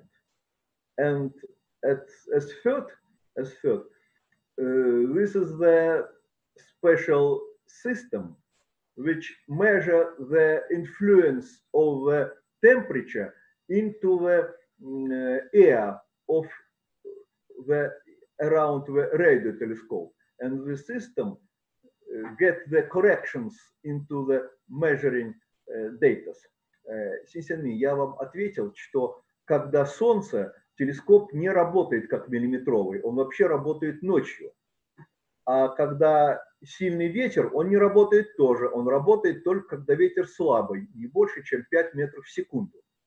А когда температура влияет на окружающий воздух, есть специальный прибор, который измеряет влияние температуры на показатель преломления воздуха, и он корректирует данные этого, измеренные этим телескопом. Я ответил на ваш вопрос. Okay. Excuse me, I translate my speech into the Russian for Sinsan-Min. Thank you. Thank you.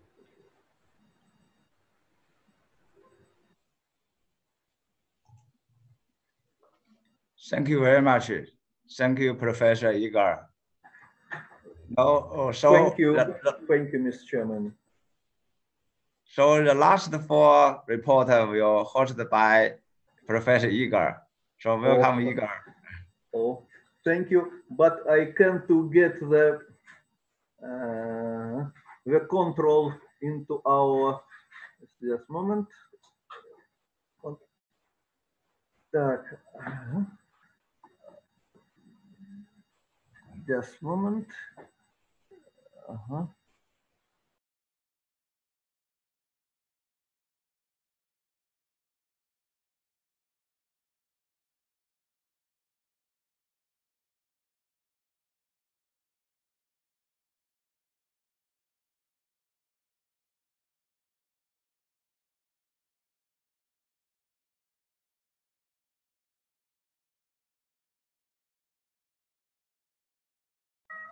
Just a moment.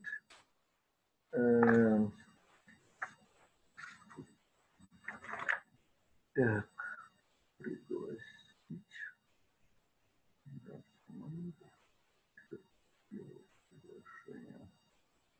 Так.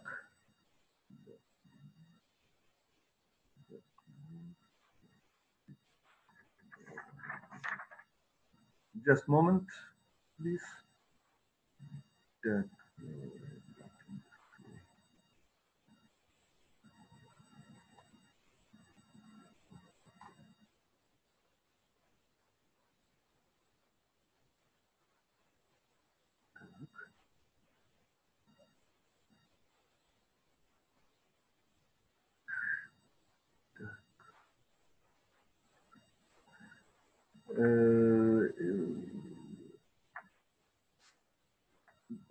Прошу.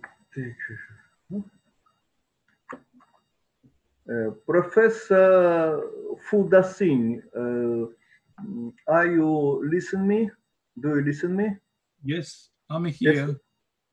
Okay. Yeah, okay. Our next speaker, Professor Fuda Singh. Professor Fuda Singh holds the Chair of Technology and Innovation at University of Cambridge, and he also the Director of the Cambridge Center for Photonic Devices and Sensors, and the Director of Center for Advances Photonics and Electronics.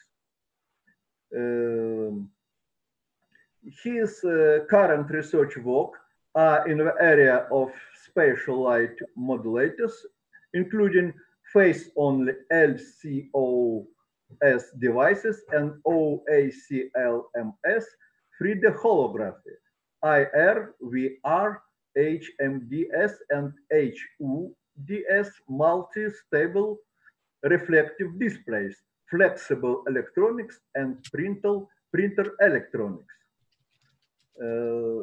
Dear Professor, you are welcome. Please, your speech. Thank you very much. So I apologize, Professor Bruyner. I don't know what's really the reason for the change of the schedule, but since it's announced, I will give the presentation, and so we probably will swap our slots. I hope that's all right to you. Okay. Yeah. Okay. Yeah. So I will share my screen. You're welcome, please.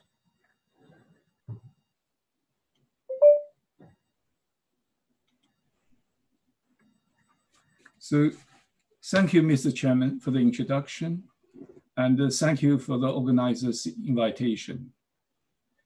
Today, I'm going to give you a talk on the work my group have done it in the recent 4 years. And this is the work in association with a university spin-out from my group called Roadmap Systems Limited as well. The title of my talk is a single panel stacked LCOS WSS for cost-effective software-defined networks. I know this is some abbreviations here. LCOS stand for liquid crystal on silicon devices, and the WSS stand for wavelength selective switch, which I will get into it later.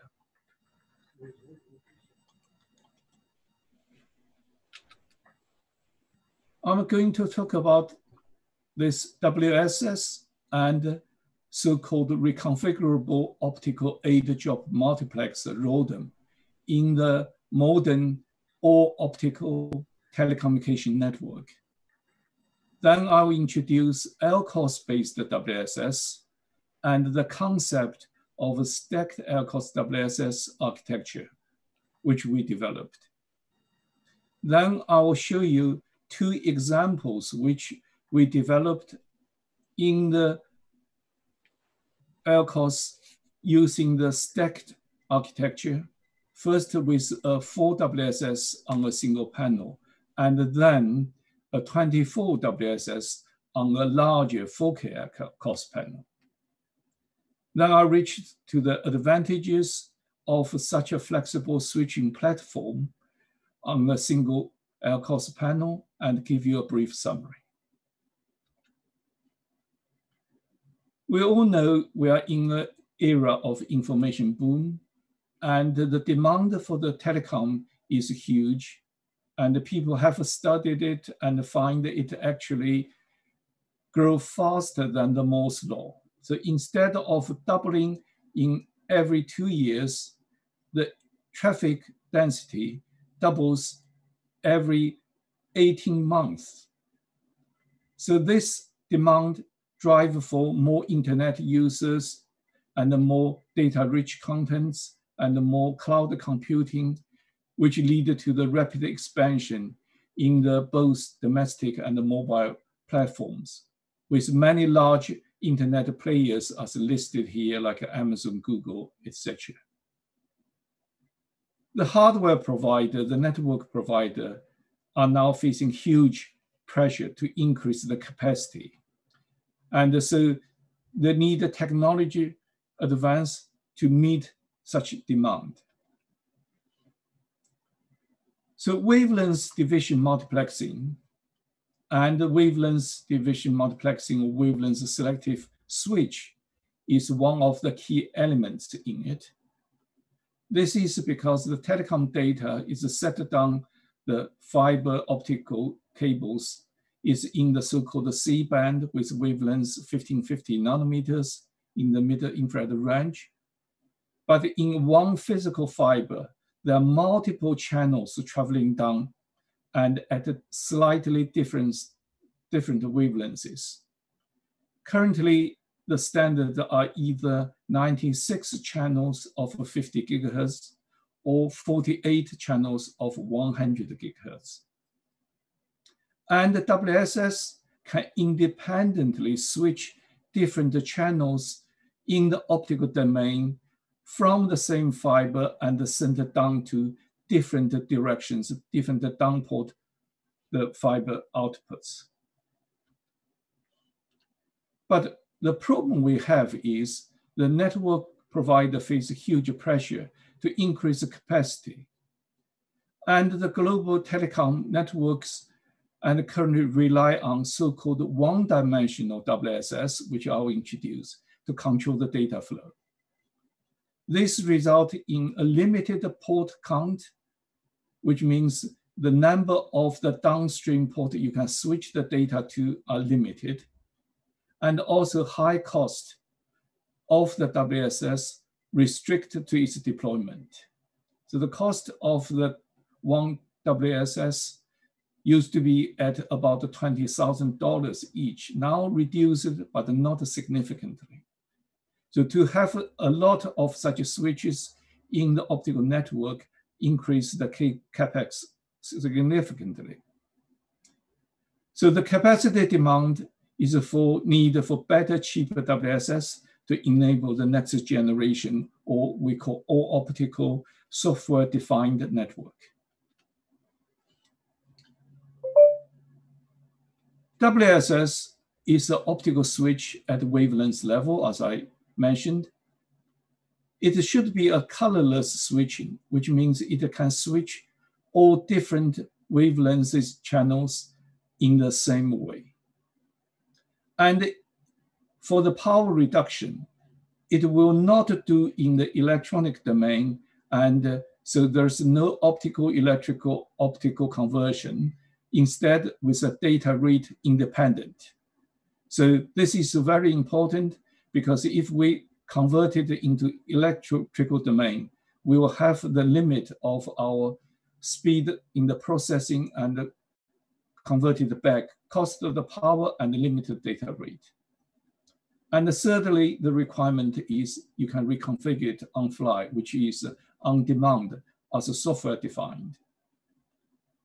The switch, WSS switch, used to be MEMS based, which you can disperse the channel as on the top, right? Let me see if I can find my cursor to show the pointer.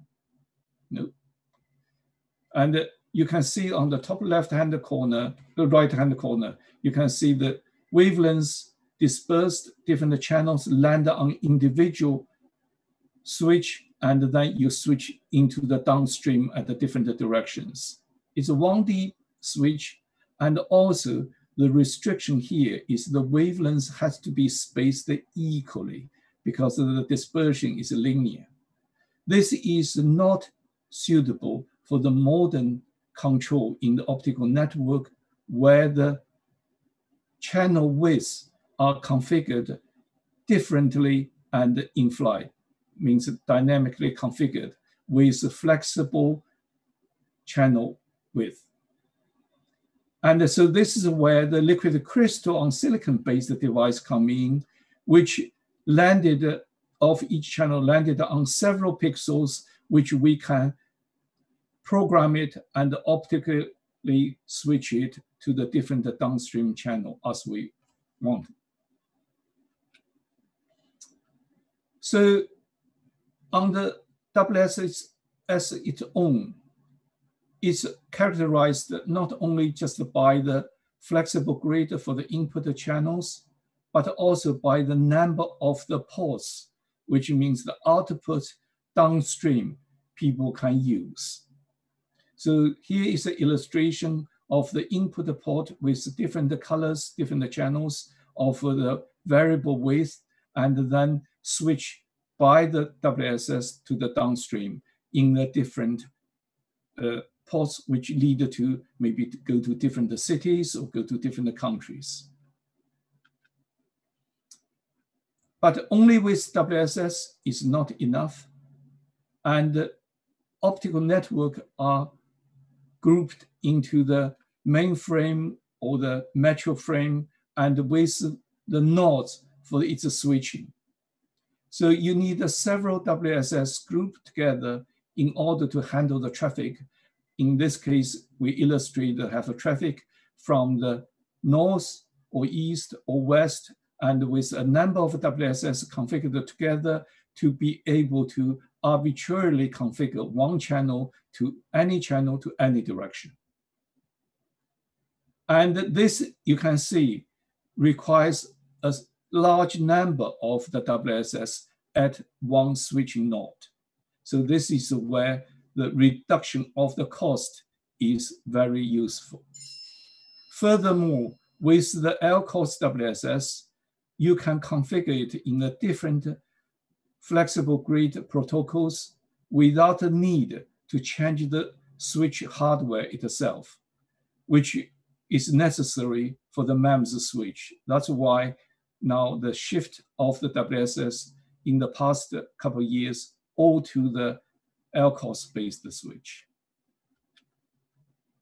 Now I will show you how the LCOS-based WSS work and then the stacked WSS configuration based on the LCOS panel. So LCOS WSS is used in the ROADMs, and the ROADMs are put into the either long haul or metro or even the downstream, we hope put into the access end of the switch. So you can arbitrarily switching all the different channels data goes to different directions. At the core of it is a WSS, which is on the right-hand side. And you can see here with the fiber port array comes into it, and one input fiber, let's say green in this case, come in through the collimator lens and then being dispersed by the dispersion element and traditionally go through a cylindrical lens, and put on the elongated beam for this so-called 1D beam switching. So each of the channel will form an elongated beam, and then along the wavelength's dispersed direction, and then elongated beam can switch in the switching axis, which is vertically. After it switched, it will reflect the back and in the red line, and then go to the downstream of other ports. So here, this is an illustration of the limitation of the conventional one-dimensional LCOS switch. You can see you can only switch the beam in one dimension, which means the downstream beams has to be packed in one-dimension array, which is very easy for the fiber put them together, but the spacing between them has to be clumped together because the fiber has a physical dimension, and the diffraction angles is limited. So in order to be able to switch in a large number of the ports, you have to put the optical paths very far and then limit the integration. And also the switching resolution in one dimension also being a bit limited. So the total number of the downstream ports is usually very much limited. The other thing of the limitation on this is because of the elongated beam on the LCOS panel. LCOS is an array of the electrical controllable pixels, and which can change the local refractive index by the electrical signal for the switching. You can see each of the elongated beam occupy quite a large area on the LCOS panel, which means you need a lot of pixels to switch in one channel. So for one of the LCOS panel, you can have only very limited number of the channels being switched to the downstream. So they also use so-called 2K LCOS panels with the number of pixels is 2000 by 1000, and also there's not very many pixel numbers, not enough for the switching of the high number port count. But if we change this, we proposed about 4 years ago, change this configuration to a 4K LCOS panel and with not elongated beam, with a circular beam for 2D beam switching. We can achieve two things. One is we can have the beam downstream, the ports arranged in 2 dimensions. And secondly, we reduce the number of the pixels we use by each channel significantly, so that we can actually stack more than one or a large number of a WSS on a single LCOS devices. That in itself will reduce the cost of the WSS or individual WSS by a number of at least a factor of 10. And what we have done in 2016 is we verified in order to achieve the resolution we want, we can design holograms as small as 50 by 50 pixels with a diffraction efficiency more than 80% and with ultra high steering accuracy. So we can control it very accurately, meet the requirement. So this is the stacked WSS architecture we proposed and we now developed, make the demo. So you can see we can have now in the input fiber array arranged in 2 dimensions.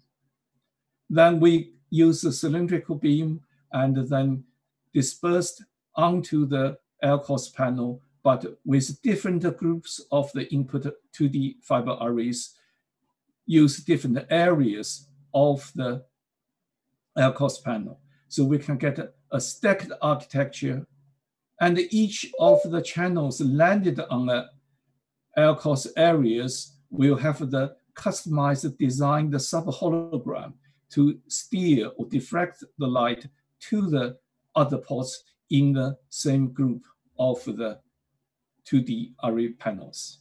Of course, you can try to get it to go to other groups, but in this case, we try just to integrate independent WSS switch on a single panel. Now I'm going to show you what we have done in practice. This is a 2D beam steering stacked with the 4 1x8 ports. 1x8 means 1 input port and 8 downstream output ports. You can see we can achieve with the central port green is the input port, and then we can not only switch to the downstream port entirely, we can also do the multicasting into different ports and or broadcasting into all downstream ports, or even tapping into the ports with a monitoring function. And we can also gradually change the channel width and with 1 GHz control increment. This is sufficient for trimming the channels and control its downstream work. We also designed the holograms to reduce the crosstalk, and we can achieve it in the downstreams with a coincidental to the high order one at more than 20 dB and the non-coincidental ports with more than 45 dB. And we further design the holograms more accurately. We can further improve at the center of the band channel and from the 20 dB crosstalk down to 34 dB crosstalk or across the board. So you can see we can reduce the crosstalk, which is the blue lines here, across the whole channel uniformly. We further develop a technology is called wavefront encoding, which employ a off-axis optical element and which incorporated in the hologram. And then we can reduce the high order intensity in the downstream to further reduce the crosstalk. So by doing that, you can see if there is a blazed grating with the on the switching side, you still have a little bit high orders due to the pixelation and quantization. And with the wavefront encoding, we can reduce it significantly. This also helps with the transient crosstalk, which I'm not going into it, which means during the switch, you can switch it instantly and without causing extra crosstalk, which help reducing the switching time. This is the spectrum we showed on the 4 switches. You can see with different wavelengths, wider or lower flexible grid, and you can all achieve similar performance. And because of we can do the passband penalties, we work with British Telecom, we showed that the network capacity, if we maintain this, the whole network capacity can increase about 30%. And that's a model done in the UK network and the pan-European network. Now, I'm just going into the next part and show you a few of the next demo we call demo 3, which is a 24 1x12 WSS, use a 4K LCOS panel. And you can see this is the highly integrated and packed on a one large LCOS panel with high capacity, low cost, low power consumption. And we made this 4K LCOS panel use the Jasper display technologies backplane, and then it's done in Cambridge by Cam Optics. So in comparison with a 2K panel, 4K LCOS panel, not only larger, but also each channel occupies a smaller area on the LCOS panel due to the beam is circulated in 2D beam switching. So we designed the optical things layout with the input and optical work. And we also designed one technical side with the fiber management in 2D array, which proven to be a more complicated things than we originally initially thought. And so we have been able to work with a company to develop this waveguides, and it's written in glass in 3-dimensional. Each of them is a channel of the converting the connection, the fiber to the output position. And this is the accuracy of the waveguide assembly, and it's the beam quality passed through the waveguide in ellipticity and the loss is of it. So we can put them together is in an assembled system as shown here. And then this is the actual part. This, you can show the actual one, and it's different from the previous the CAT image. And these are the typical performance we achieved. And I selected the top switch, middle switch, and the bottom switch. And you can see we can cover the whole band with all different channels with uniform performance. Now, I know it's time, I'll just talk about the advantage of the strip platform. You can see now with this 2D beam steering, we have the freedom to design different type of the WSS on a single 4K LCOS panel. And this is particularly useful, as I showed. This is a 4-direction node and with 8 WSS, and we can replace all this WSS downstream on one single LCOS panel with stacked WSS. And this is a cost projection. So if we have the bandwidth or the signal delivered to about now 400 gigabit per second, you can see the red line is use a standard 1x9 switches. On one node, you need about $20,000. And you use 1x20 ports, you need about $12,000. And with the stacked WSS, you only need less than $5,000. So it's a significant cost reduction. And this can be further used on the aid and the job end, which I'm not going into detail to it, but just to show you, we can replace all the splitters and with the stacked WSS, or even the whole part with the stacked WSS. So in summary, I present a highly integrated monolithic stacked WSS architecture based on the 2D beam steering technology, utilizing 3D waveguides and the 4K LCOS panels. It can bring in an order of magnitude reduction in cost achieved, and also in the footprint and the power consumption. This minimizes the cost and also enable to drive the disruptive capacity increase by the flexible software-defined networks. Thank you very much. Thank you very much for so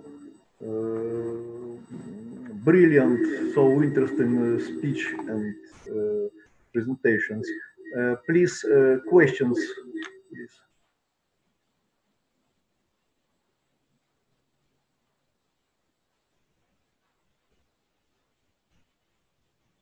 Sorry, I'll go back. Okay. Any question? Dear Professor, I want to ask you, you have talked about MEMS, using MEMS mirrors and liquid crystals, but what's the reliability of these components? How many switch times they can be worked? What's about reliability of these elements?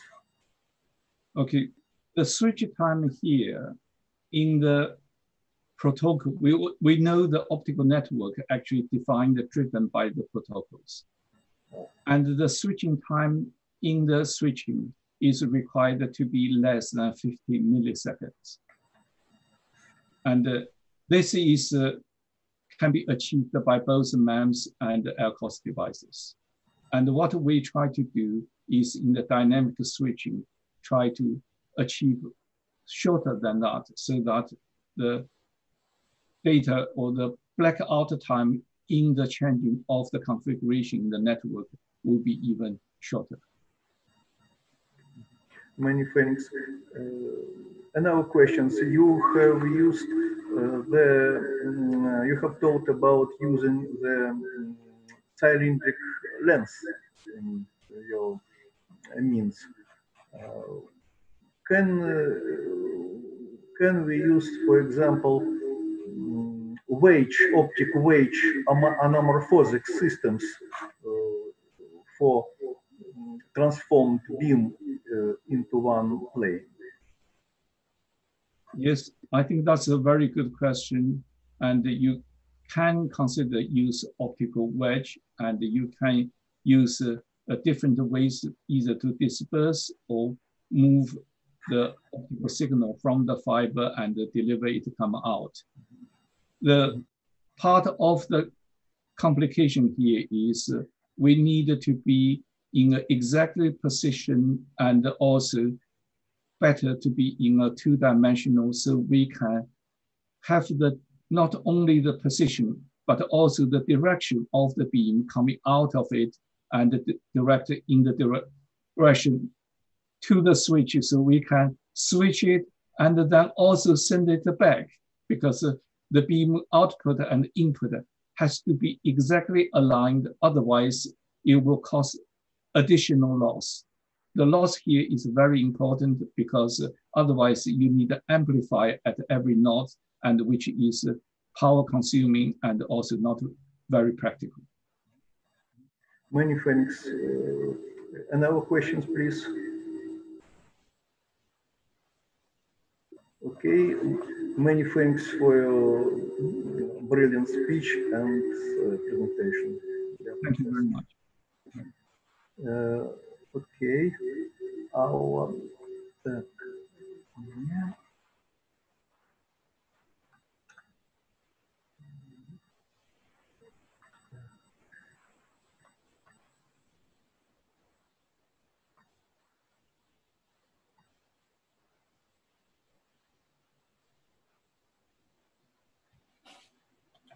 our next speaker,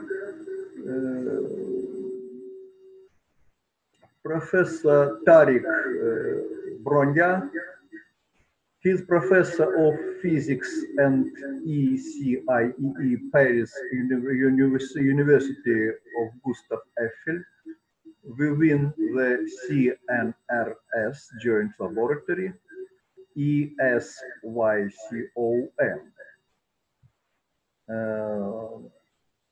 And he is the recipient of China's Academy of Science President's Fellowship as visiting scientist at the Changchun Institute of Optics, Fine Mechanics and Physics.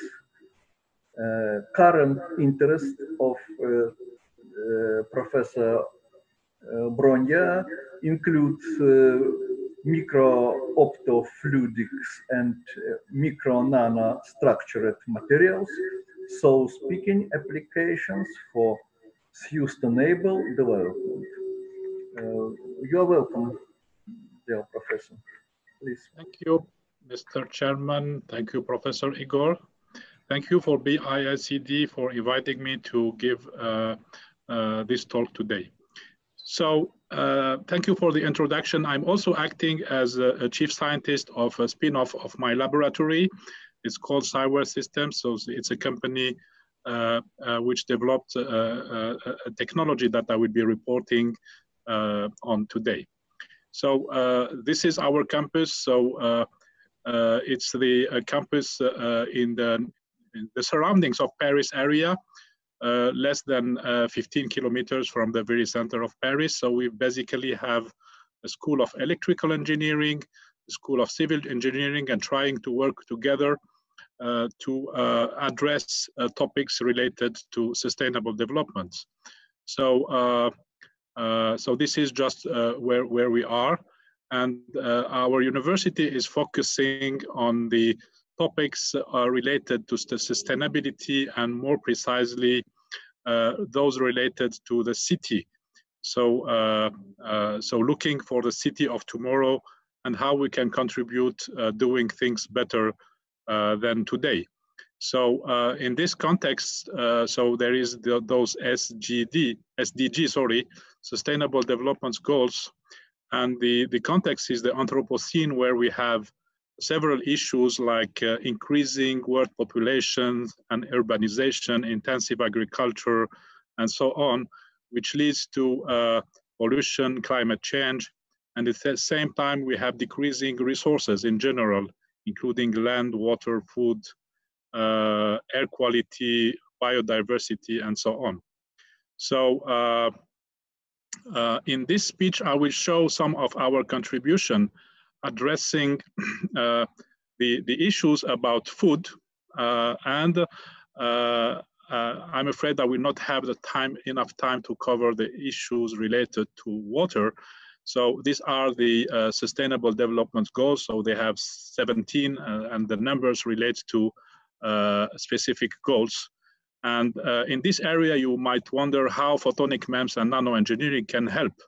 So I will give a couple of illustrations through my presentation today.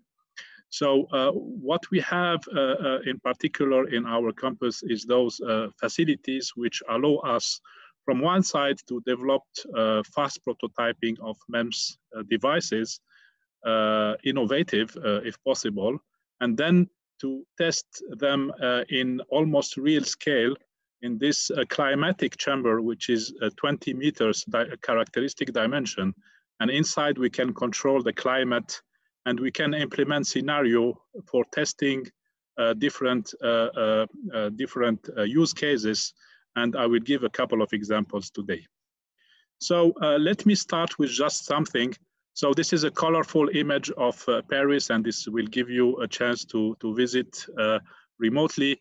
So the colors represents the pollution. So the blue ones is the less polluted area, and the red ones, you can see the scale on the right side. So as expected, the areas where you have traffic of cars are the most polluted. So this is a kind of imaging of the air pollution with a spatial resolution of 3 meters over the whole territory of Paris. And this work has been obtained by combining modeling, which requires very precise representation of the different features. They use the weather as a kind of boundary conditions and source, and also the information about the traffic.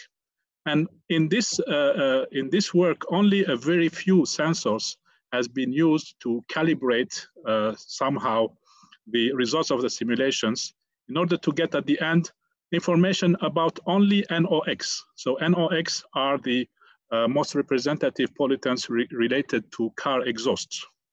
So in order to obtain these results, so as you might understood, there were no need to have a huge number of sensors to get the information about the air quality everywhere. So this was just an illustration about the requirements to get information at the city scale. So different kinds of information in order to understand the city metabolism. And the key here will be to collect the relevant data. And the data, some of them are not accessible. And that's why we believe that sensor will play a crucial role, especially sensors that are not accessible today, because we want, we target different types of data that requires ubiquitous sensing. So this keyword ubiquitous is aiming to measure everything and everywhere.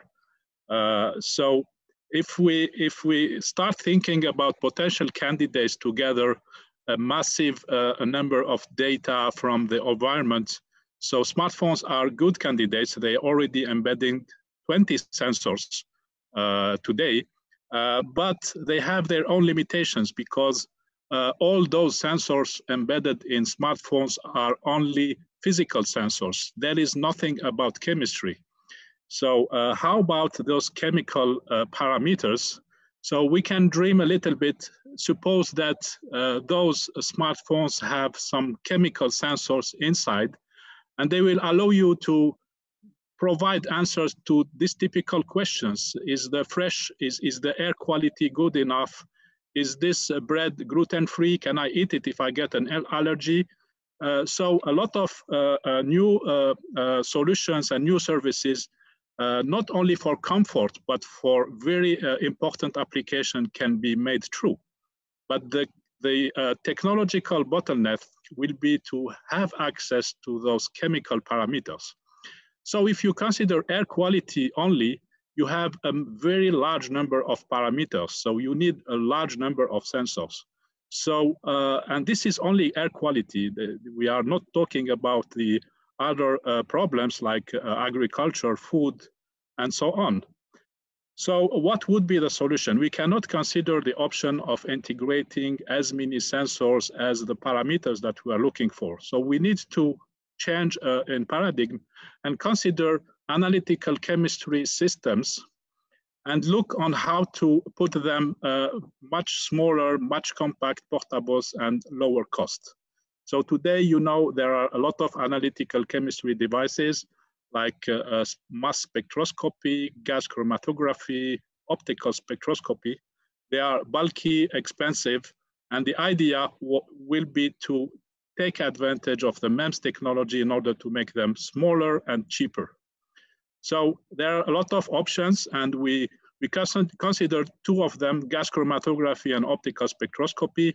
So we came out with a conclusion that optical spectroscopy is much more advantageous because it does not require the injection of the sample into the hardware. It can do the measurements remotely according to light interaction with the medium. And this is a real advantage.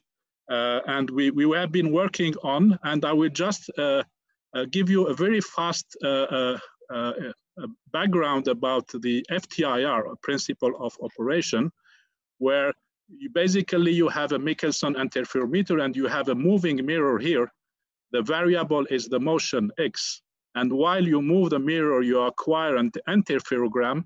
And while you finish, you make the Fourier transform to get the spectrum of incident light. So this principle is used since decades in benchtop spectrometers. So the benchtop spectrometer involves a motion of a mirror as displayed in this animation, and you need to make some alignments about optical devices and then embedded this into a system. So here the characteristic scale is in the order of tenths of centimeter. And what you can see here is a MEMS device put to scale about something similar that could fit within millimeters. So the MEMS technology allows you to make actuations of mirrors to implement this Michelson architecture. And then you can have a decrease of dimension of a factor of 100. So this will allow a compact size and a low cost analytical device in the format of FTIR. So this is what we did a couple of years ago. So we integrated all those blocks into a silicon chip according to MEMS technology. And we came out with this spectrometer, which has a resolution of 8 nanometer working in the near infrared. And more recently, it's also operating in the mid infrared. So we had to take advantage of MEMS technology, but we had to address a lot of challenges related to optics. For example, verticality of the sidewalls, the surface roughness, and so on. So these achievements are summarized in this report that we published a couple of years ago. And then the spin-off company came out with this handheld spectrometer, FTIR. So I just want to start with a typical application of gas sensing using absorption spectroscopy. So this is the Beer-Lambert law that gives you the attenuation of the light interacting with a gas over a certain path length. The gas has a certain concentration, C, and you have here this specific absorptivity, which is wavelength dependent. So as you can see here, the different wavelengths are represented by colors, even it is in the infrared, but it's just for illustration. Some of them has been attenuated more than others. So in reality, you can assign a certain spectral signature for each material, including gases and solids, which can be used for identification and also for quantification through the depth of those kind of peaks. So now if we compare FTIR with other kinds of spectrometer, what is the advantage of FTIR? So as you can see here on the lower part, the benchtop FTIR covers a very wide spectral range, which gives you the opportunity to get information about a very big diversity of chemicals. Here I'm talking only about those which are interesting for air quality, but you can imagine that the diversity of chemicals over such a broad spectral range is much more interesting than other options. So if I consider tunable laser, you have difficulty to achieve spectral tuning more than 100 or even 200 nanometers.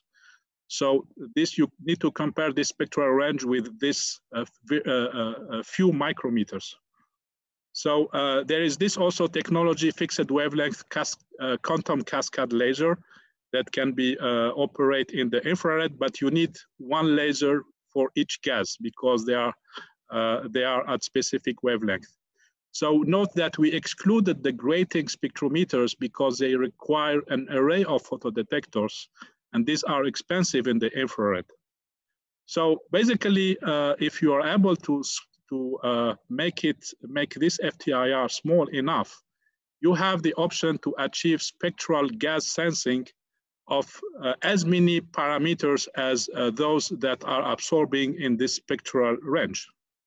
So this is an evidence of getting information about 5 gases in the same spectrum.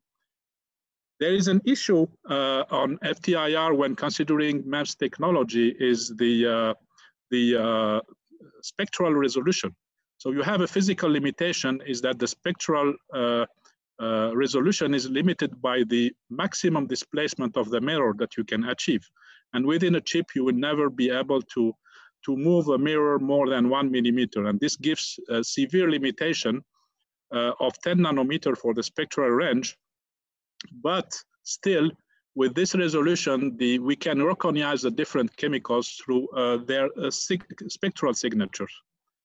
So, so this is the practical limitation that when calculating the Fourier transform, we have this limited travel range, which affects the spectral resolution.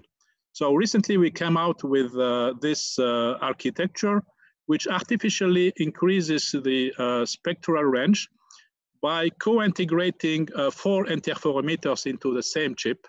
And the idea was to extend virtually the the displacement of the mirror by implementing different optical paths, and then their concatenation leads to an improvement of this spectral resolution by a factor n, which is n is the number of interferometers that we are integrating on chip. And we recently reported the proof of concept that we were able to bring the spectral resolution from 8 nanometer to 2 nanometer by implementing 4 of such interferometers on the same chip. So now I switch to solid media. So obviously, what we can do with transmission, we can also consider in reflection mode, and then the light interaction with the solid will lead to attenuation with a specific spectral signature, and which means that we'll be able to screen solids as well. And in the same time, we made also a progress moving from the handheld FTIR to a finger-held FTIR. So as you can see from this picture, it became much smaller, and this is the FTIR. It has all the required components to operate as an optical spectrometer of FTIR type. So based on that, we can imagine, we can consider seriously the option of integrating this kind of FTIR into a smartphone or any other portable device. We also need a light source, a broadband light source, and it's not that difficult using black body emission. We can have those black silicon materials that can be used for this purpose. So you can see a demo of this this spectrometer operating integrated into a smartphone, modifying the case of an iPhone, just adding this FTIR chip in the place of the camera, and replacing the flash by a broadband light source. And the corresponding application is able to provide basic answers to the analysis of caffeine, for example, or gluten. And you can have the answer if the coffee contains caffeine or not. You can have an answer about gluten, if there is gluten or not on your sample, just by scanning the surface of your material. And after a couple of seconds, you get the answer, yes or no, the material is there or not. So I will move to so just the first results, just to know how long it takes. So only a couple of seconds, and the answer is yes for this first sample, and you guess the answer will be no for the other sample. And then we will repeat this for other materials, like checking for gluten. So okay, so this comes the initial dream comes closer to reality with this recent achievement. Next, I will just give you a couple of other examples addressing the issue of food and agriculture. Basically, here I take a first example. When you go to the market and you see a fish which is orange colored, you need to be quite expert to be sure that it is salmon and it is not something else. So how are you able to tell this easily? So we can use the spectrometer and make some machine learning before with real salmon and real salmon trout, for example, or real samlet. And then we can make classification based on the spectra that are recorded. And then we'd be able to tell with high confidence whether it is salmon or whether it is samlet or whether it is salmon trout. So this is quite important for applications for detecting some fraud or mislabeling. So this can happen in real life. So what was done for fish was also done for other materials. And another example here is related to milk. Here it's not a matter of classification, it's a matter of quantification about the contents of milk. So here we were able to quantify the contents of milk regarding fats, protein, and lactose. And this was just based on a learning approach and then implementing the so-called chemometrics, actually.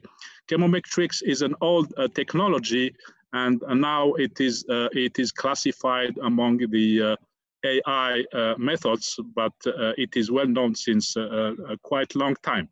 And this is precisely what has been done to be able to quantify the contents of milk And we did the same for the contents of wet. So it's very important parameters of protein and moisture to be able to determine the most appropriate price for the wet based on their value, their protein value.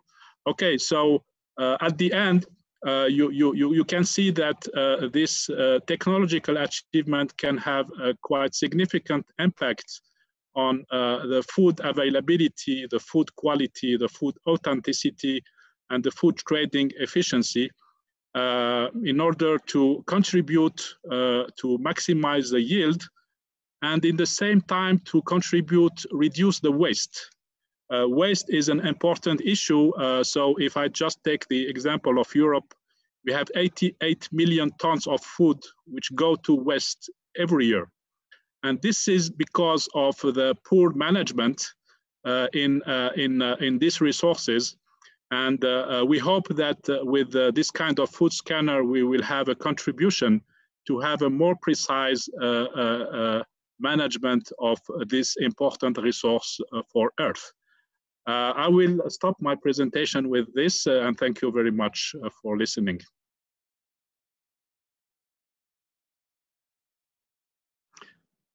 Your microphone is off.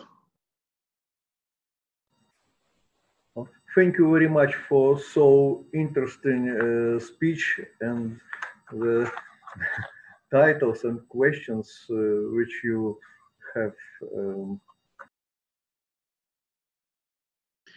Your microphone is off, sorry. Sorry, many thanks. Please, questions, please, Professor. Dear Professor, could I ask you, what's about the average accuracy of your devices? Is it the same to 1% or 0.1%? About, please explain, please. So the accuracy depends on the problem we are tackling.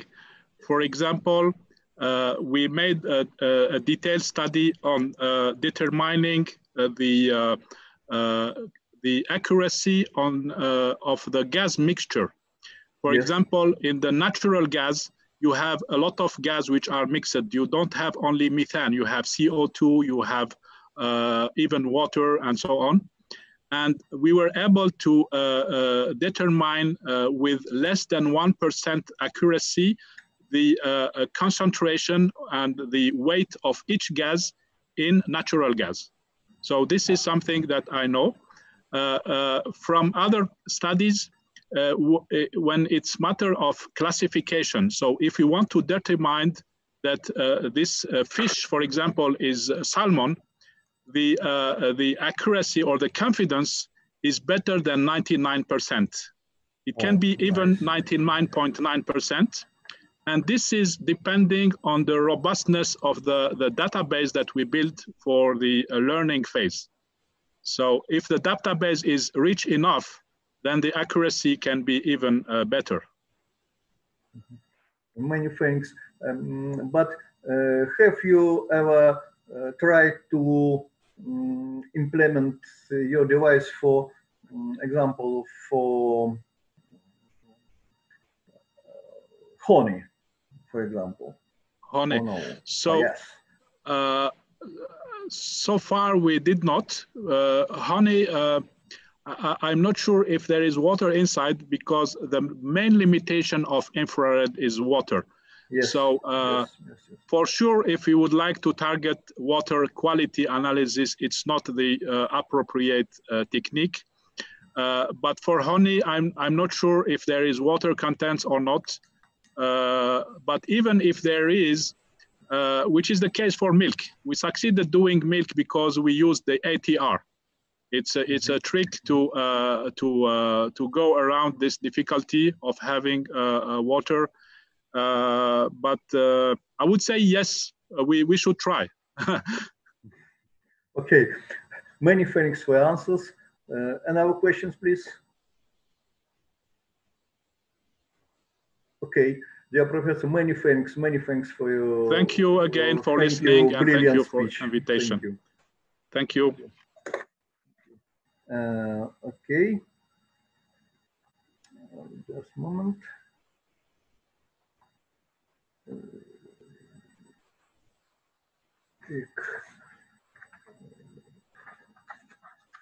Okay. Our next speaker. Just a moment.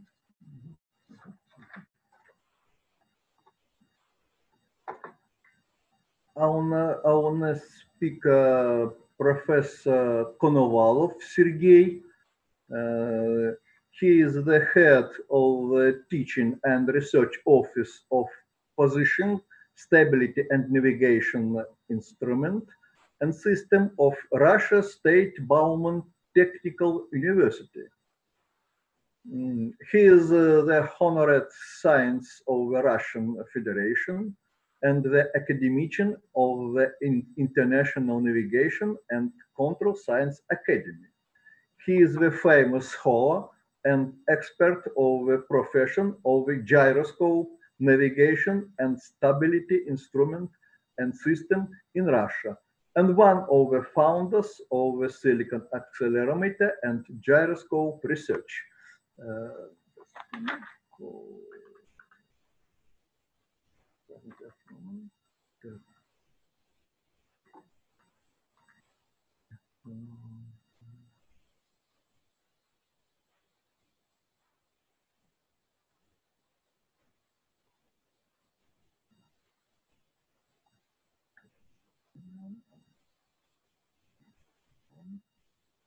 Just a moment, please.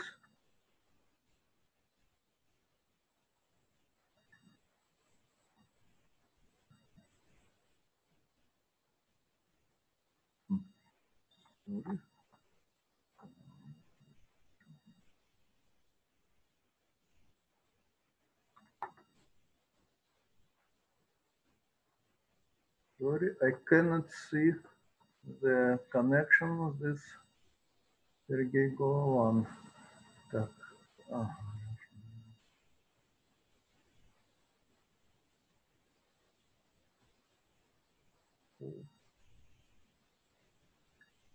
Aha. Okay. Just a moment.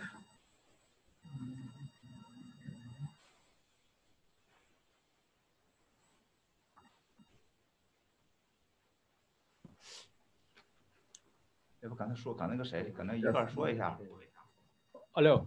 Я не вижу Голована, профессора. Профессор, чичавдар Голован, Может быть, тогда следующего, пока я не...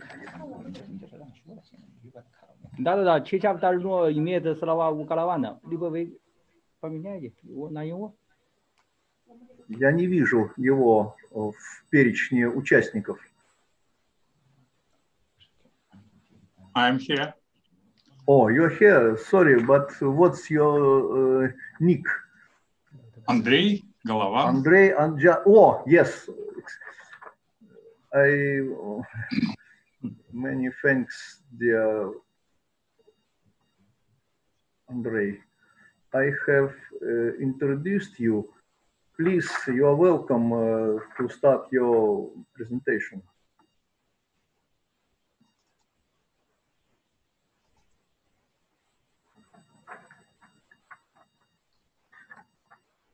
Is it okay with the screen? Yes. You can see the full screen or no, but this is enough too. Oh, thank you. Please, you're welcome. Hello, dear colleagues. First of all, I would like to say I am very happy to participate in this conference. And I am presenting a report from Laboratory of Control and Navigation at Lomonosov Moscow State University. The report is related to the airborne gravimetry and to the questions of post-processing software elaboration. Brief introduction. to airborne gravimetry, just for audience understanding. Airborne gravimetry is intended for evaluating gravity and its properties in the region of interest. Gravity maps are used in geological survey, geodesy, and specific navigation. The main advantage of airborne gravimetry is that it is fast and applicable in difficult terrain, shelves, mountains, polar caps, and so on. Brief history of airborne gravimetry in Russia. Approximately 25 years ago, we started one project with Moscow Institute of Electromechanics and Automatics that produced gravimeter AGK. We did a lot of flight tests with this instrument and with another instrument produced by Moscow companies Aero Geophysica, NI Geophysica. And for the last years, we are working very close with our colleagues from Moscow company Gravimetric Technologies that produced GT2A instrument, well-known instruments in the world, because these instruments works in many countries and continents, and in China as well, as I know. Several instruments are doing surveys in China. And for all these instruments, our laboratory has elaborated post-processing software, and I'll speak about this domain of research. Nowadays, only 2 Russian companies manufacture airborne gravimeters. Mentioned above, gravimeter GT2A by Gravimetric Technology company, Moscow company, and well-known also gravimeter Chikan AM, airborne and marine gravimeter produced by Elektropribor company from St. Petersburg.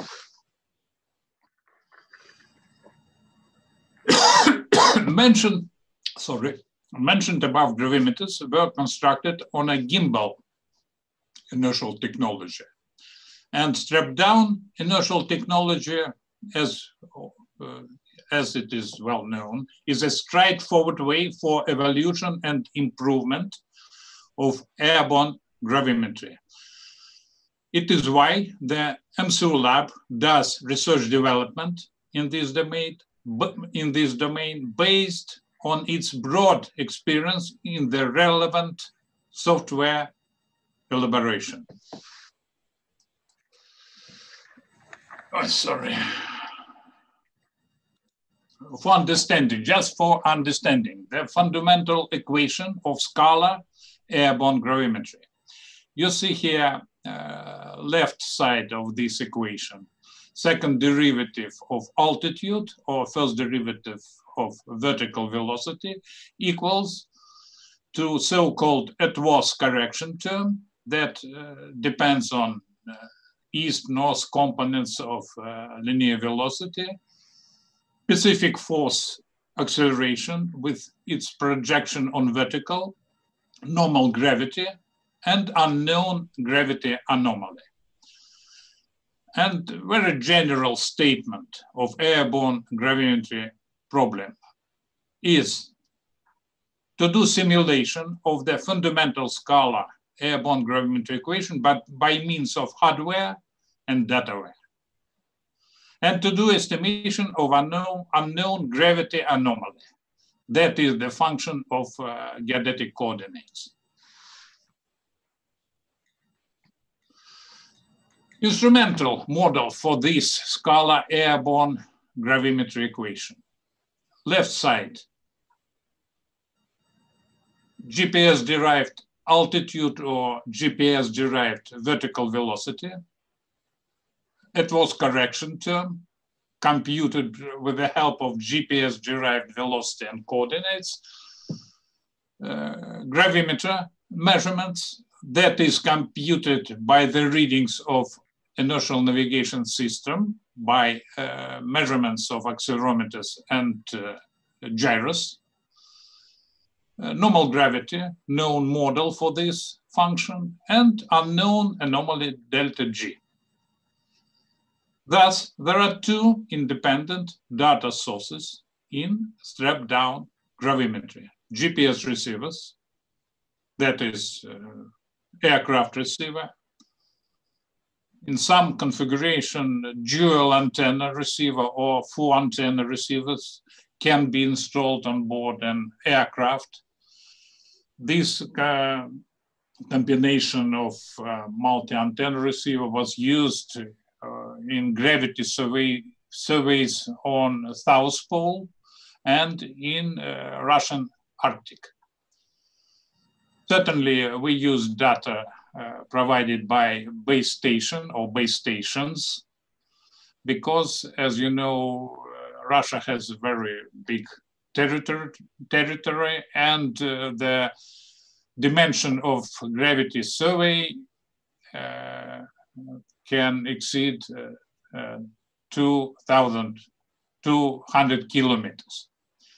Inertial sensors, another source of raw data, 3 accelerometers, and 3 angular rate sensors, laser or fiber optic gyros. All these measurements are provided by strap-down inertial navigation system.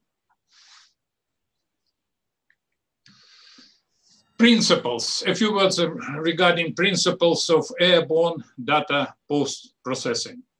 Our experience in post-processing software development for gimbaled gravimeters mentioned above, Graviton, AGK, GT2A, allows us to highlight the following basic principles.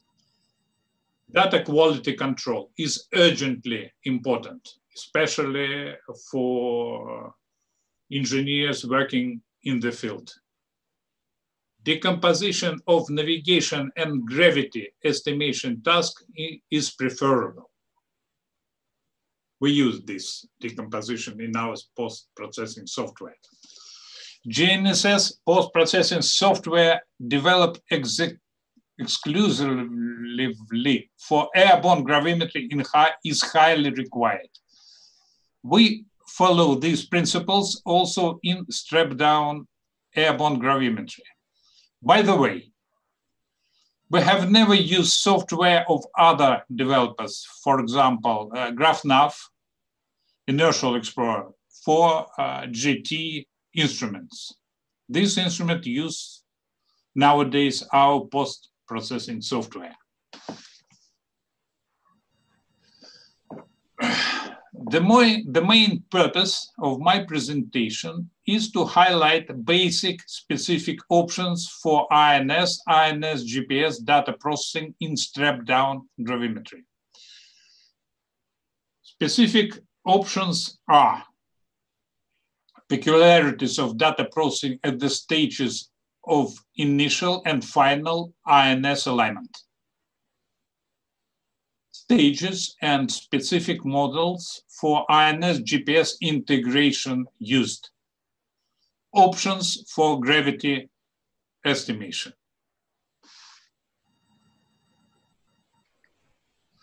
Here you see the typical sample of the altitude profile. One can see 3 stages of an aircraft flight, 2 static positions at the beginning and at the end of the flight, each duration approximately 10 minutes or more, and sequential stages of taxiing, taking off, flight, descending, stopping.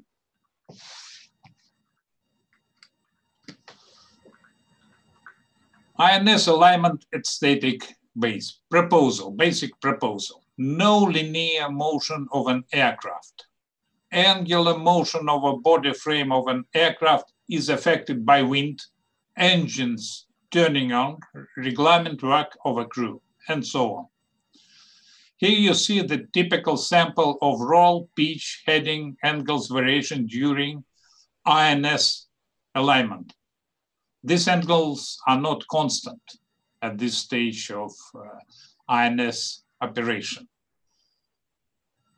On this plot, angular data was shifted when plotting graphs for clarity.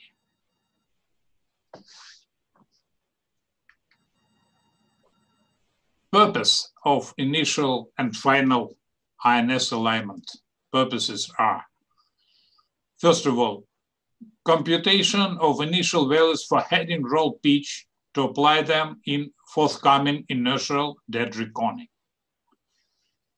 Computation of mean value of vertical accelerometer, pre-flight, post-flight reference measurement. Quality control of INS and INS GPS integration solutions, meaning verification of agreement between values of attitude angles on INS initial or final alignment, attitude angles from INS GPS integrated solutions, estimation of biases of horizontal accelerometers.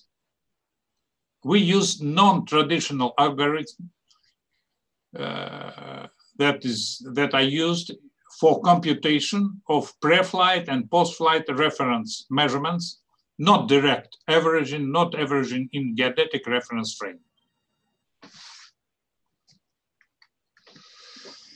Regarding INS GPS integration, we simulate autonomous inertial dead reckoning for INS horizontal channels with damped vertical channel.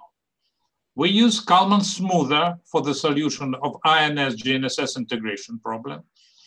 We use special presentation for INS error equation when velocity errors, total velocity error, are presented as a sum of so-called dynamic and kinematic fractions. We use this presentation in our navigation application in Russia. Here you see the formula. Certainly we are taking in the mind level arm effect compensation, size effect compensation if needed, possible mutual data delays, and so on. Just practical things in INS GPS integration. Certainly we tested another variants of INS GNSS integration, for example, YKF smoother and others.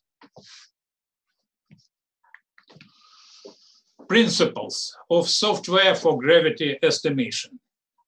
Software is based on processing the vertical channel separately. I am speaking about scalar airborne gravimeter at this moment, not vector gravimeter. It's just another option. Using results of the initial and final alignments for determining biases and linear bias drift of the vertical accelerometer. Using attitude estimates from INS GNSS for gravity estimation. Taking into account gravimeter instrumental errors, scale factor errors, residual attitude errors, residual bias drifts of accelerometers. Estimating gravity using Kalman filtering and smoothing. Very important assumptions. Inertial measurement unit has a temperature stabilization box. Variation, you see the level of variation of temperature. Gravity tire value at the airdrome is known. No other external gravity data is not assumed in our software. Our colleagues, a few words about experimental works and software testing. Our colleagues and customer provided us data from several strapped-down gravimeters. Half of an hour, I got a permission to say a few words about IMR instrument.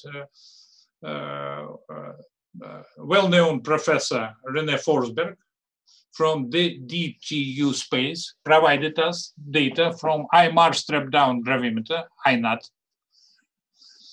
Results from processing flight data of the INAT system are optimistic in our opinion and in opinion of our colleagues from DTU space. just regarding to personal communication with Professor Forsberg, half of an hour ago. A few words of input data.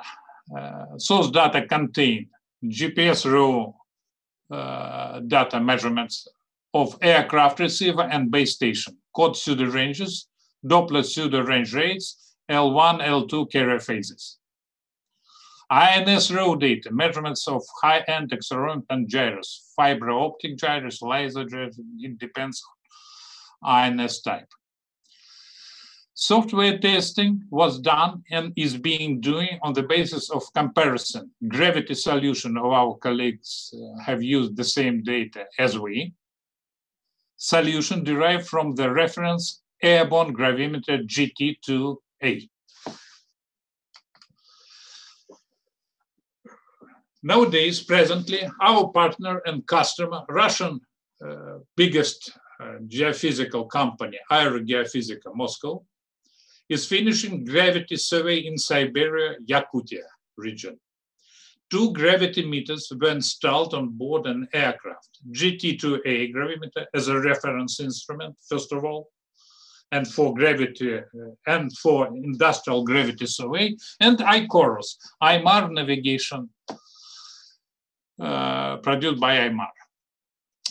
Our Geophysica company considers the joint use of these 2 instruments as a stage of testing our post-processing software, first of all, and developing a method for conducting surveys with a new strap-down gravimeter. You see the method for constructing surveys with gimbal and strap-down gravimeter differs.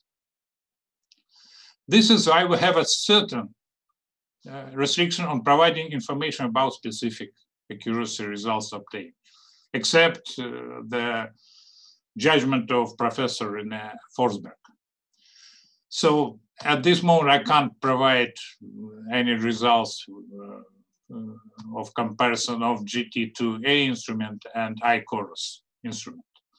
I hope you all understand this fact, I hope. Conclusion.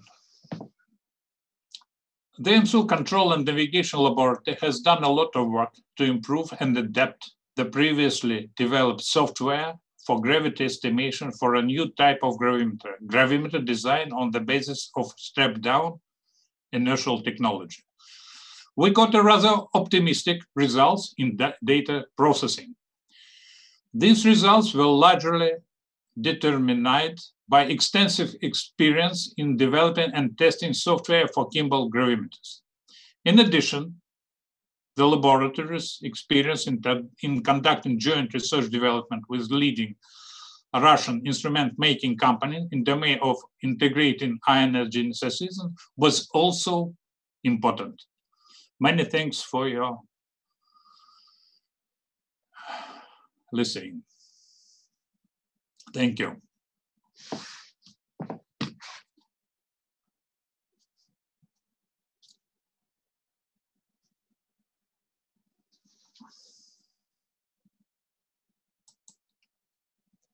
Any questions?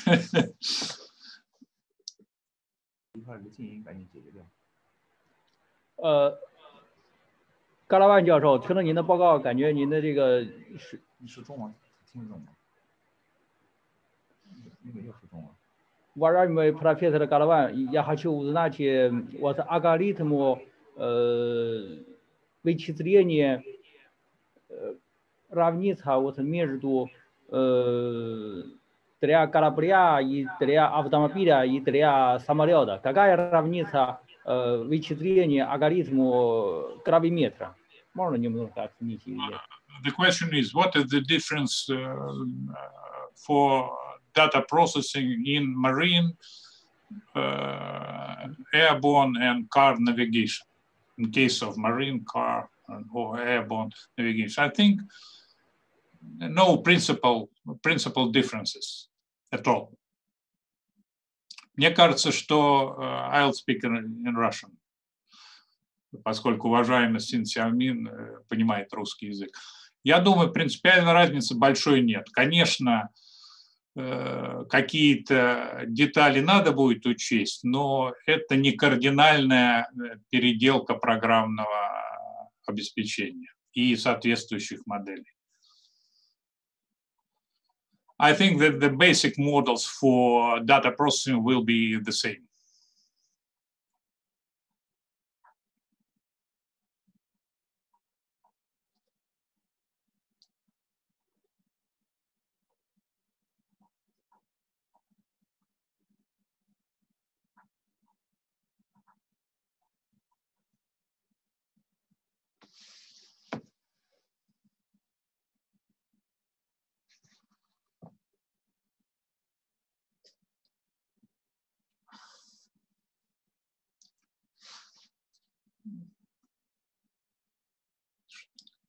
Где-то chairman. I'm not seeing chairman.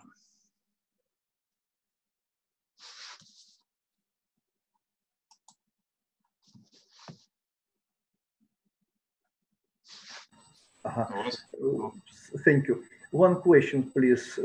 For devices which are set into a space object or aircraft, it is very important the questions of the temperature influence. What can you say? Is it necessary to make some system for stabilizations of temperature when your devices are set in this object? Yes, certainly. It is a critical point. Critical point, certainly. We have to stabilize the temperature point during operation very accurately. It is well-known things in this domain, in this problem. Many thanks, many thanks. And our questions, please. Okay, again, very many thanks for so interesting, so fabulous speech and presentation. Many thanks. Thanks all. Okay, our next speaker,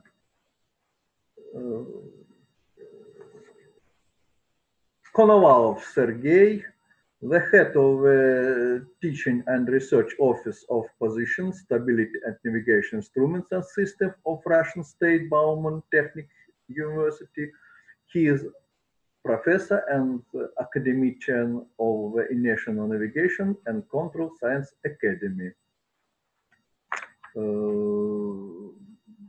Please,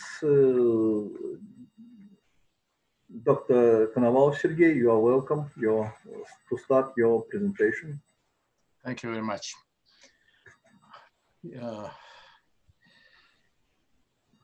Hello, dear colleagues. Thematic of my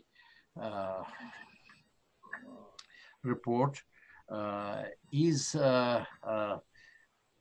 temperature change in beams of the Q-flex accelerometer determined by modeling analysis. Accelerometer Q-flex are the most widely used precision navigation accelerometer today. Design of accelerometer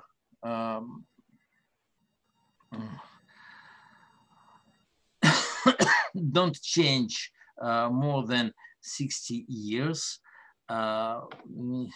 You can see in left side of poster. Just a moment. Left side of poster, first drawing of accelerometer, and right side it's drawing of pendulum of accelerometer.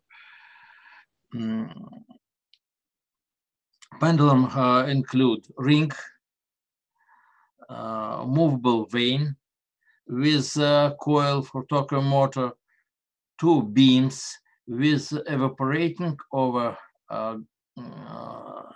quartz, thin film gold. Its current leaders. This device have mass production in many countries and produces accurately. Dear Andrei, I'm sorry, but we cannot see your presentation. Please repeat the demonstration. Excuse me. The green square in the bottom of your screen is a demonstration of the screen. Please, excuse me, please, but I break your speech. Demonstration screen. Yes. It's. I'm sorry, but I can't understand what it's necessarily made. It's the.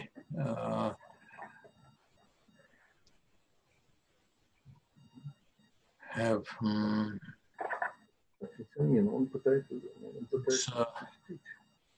I cannot understand.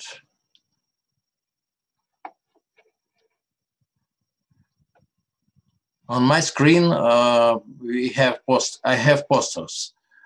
How translate these posters on your screens?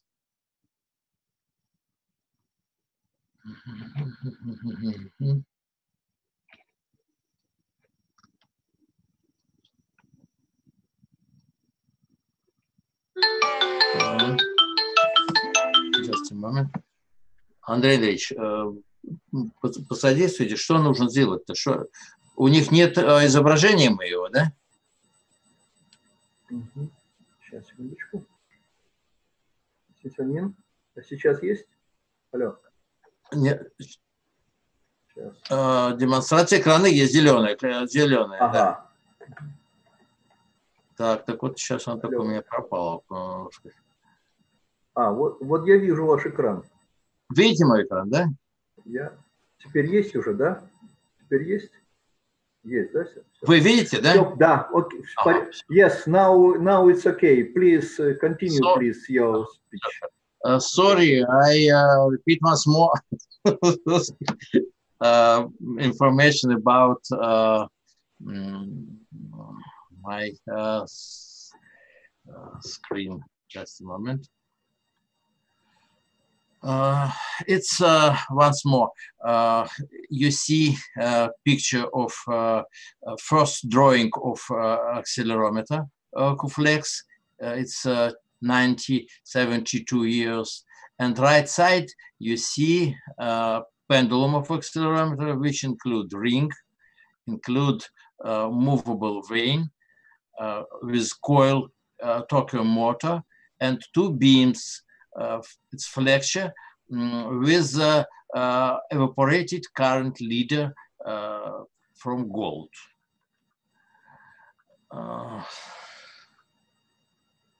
This device have mass production in many countries, and producers accurate tested device before selling. All mistakes of device is very good study, but we have not enough knowledge about influence of beams technology factor of production current leader.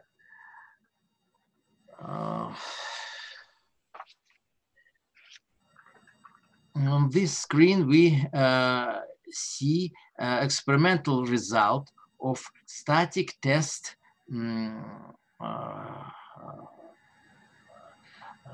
static temperature test of accelerometer. Static test is include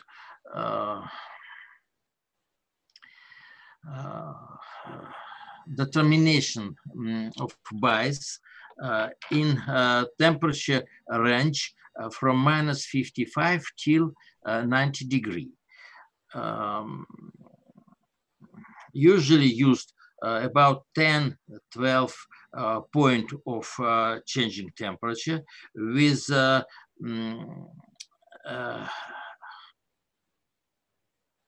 explanation about 1 hour of each temperature. 20 degree it's start point, after we produce cooling till, after we produce heating till 95 degree, after cooling till minus 55 degree, and return to 20 degree. And how result, we have hysteresis loop, and we can determine next parameter of bias accelerometer. It's coefficient sensitivity to temperature, its size of hysteresis, and size on returning bias to initial level.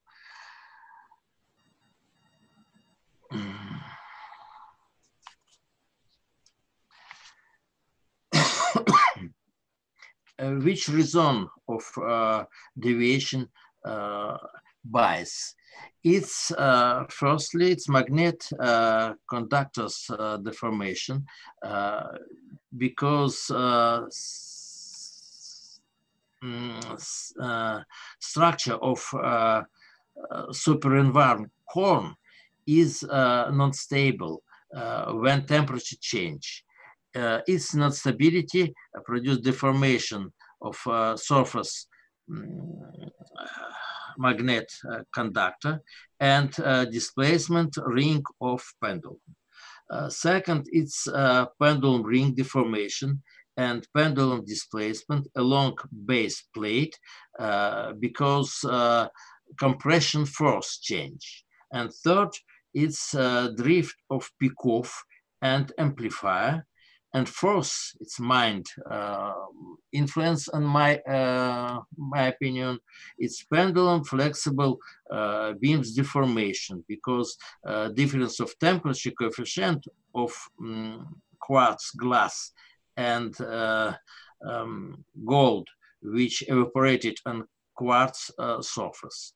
Quartz and gold temperature coefficients are 0.2 for quartz and about 14 ppm on degree per centidegree. According to the temperature range -60 till +100 centidegree.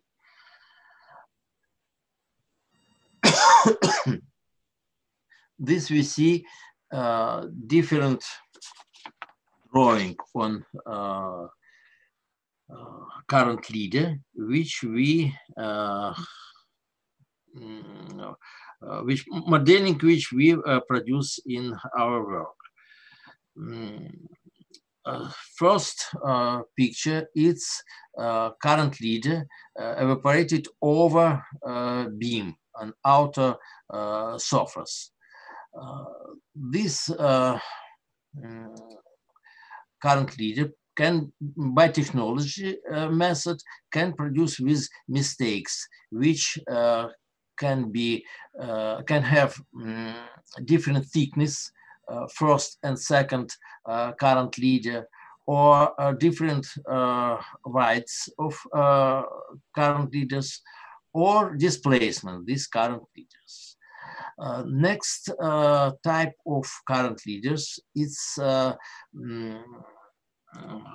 current leaders located in bottoms of trenches. It is middle surface or maybe a natural surface of beam. And these two variant current leader is free, freely handing flat conducting current leader and corrugated current leader, which free from beam. Beam in this case don't use evaporating current leader. It is necessary to study bias only by modeling of COMSOL, multiphysics, and SolidWorks, because experimental investigation, errors, accelerometer, changing of bias, it's very difficult. We have not information in process accelerometer in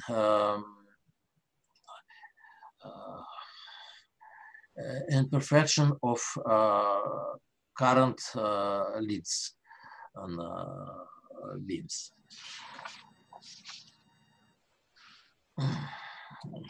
This is demonstrate flexible beams with current leader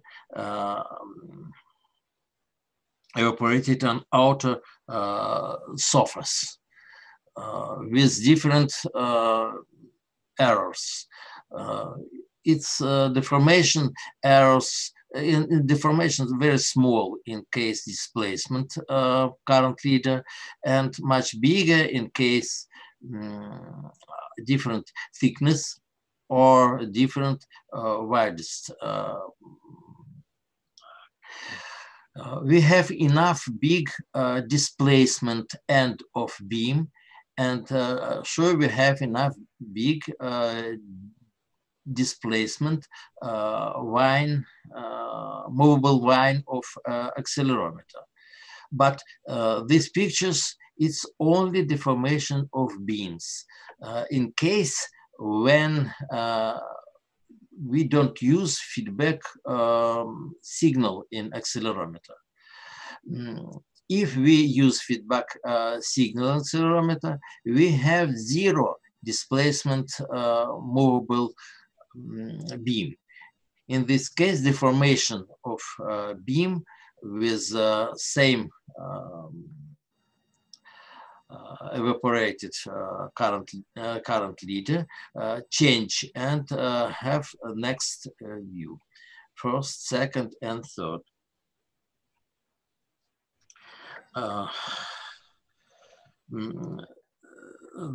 In this case, deformation much smaller than in case free bottom without feedback loop. But this beam deformation is unstable if change temperature, and time by time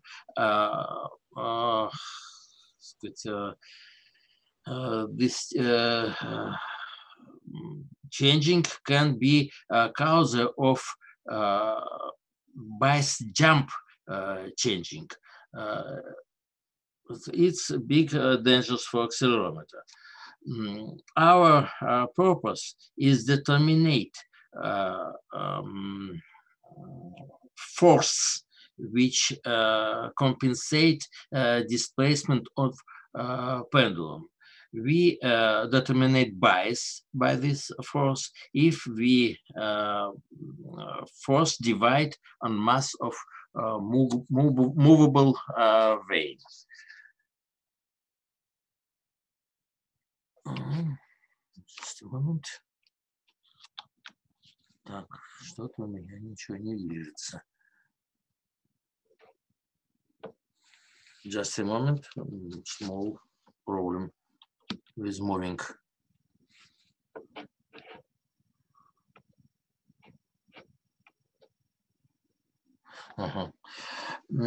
We can see a result of modeling.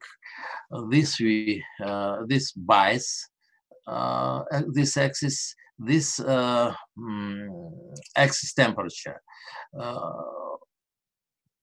Graphs of changing bias, firstly, very similar on graphs which we have in process experiment, and this loop have hysteresis and range of non-returning. Left side, it's graph connected with thickness current leader 10%. Right side, it's graph for different widths 10%. We see that both graphs have similar coefficient K and similar range of hysteresis and don't returning.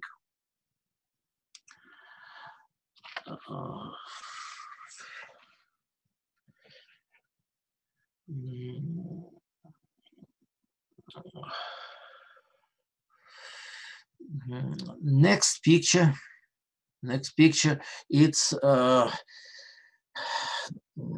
picture deformation beam with current leader, which have a position in bottom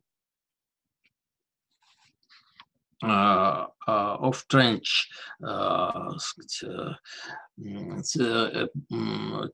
It's evaporation and natural layer of beam. We see then this displacement, this deformation of beams 10 times bigger than when we produce evaporation on outer surface of beam. It's maybe big deformation, but in this case, we have coefficient sensitivity to temperature and hysteresis 10 times smaller than in case evaporation metal on outer surface beams. This we have two new drawing of current leader. It's our new design. This technology production of this current leader flat conductive part, small. We use sacrificial layers with evaporation gold, but this variant is not good because current leader have high tension level on temperature smaller than maybe 40 degree till 55 degree. Crimped current leader, more difficult for production. But this variant have low tension level and in big temperature range.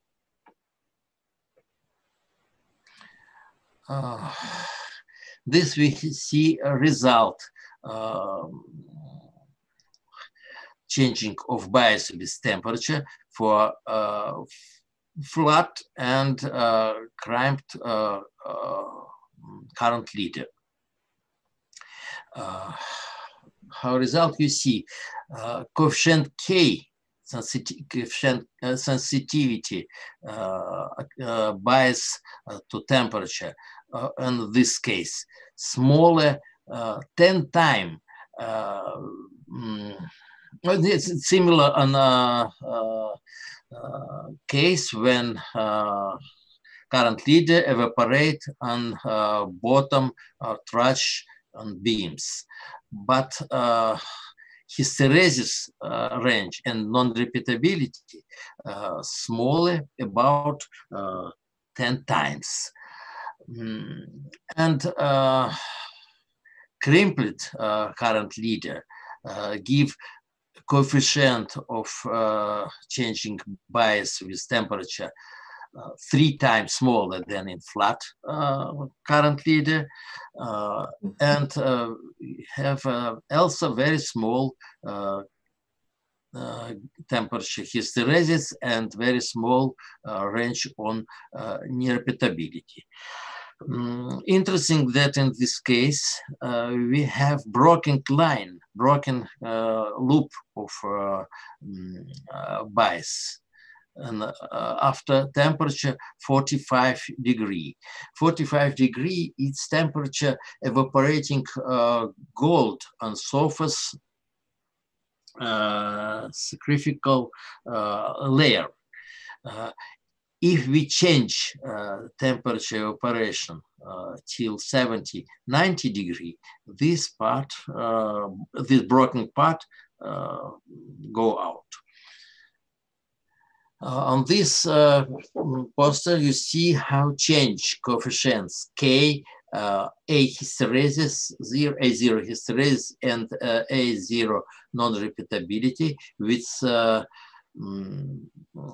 changing thickness difference of current leader.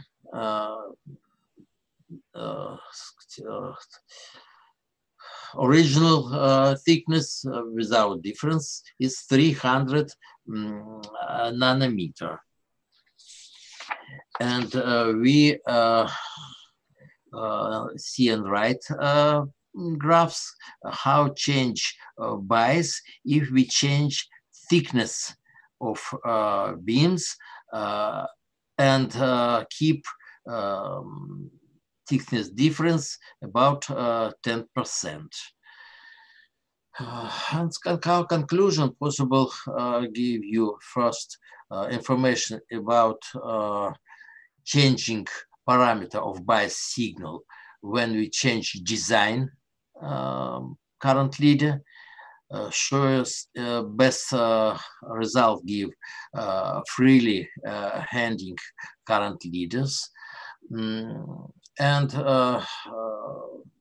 I repeat that modeling results are agreed with experimental results, and modeling method allows to determine K and choose optimal current leader design, technological tolerance for current leaders evaporation process, and choose optimal setting for its manufacturing.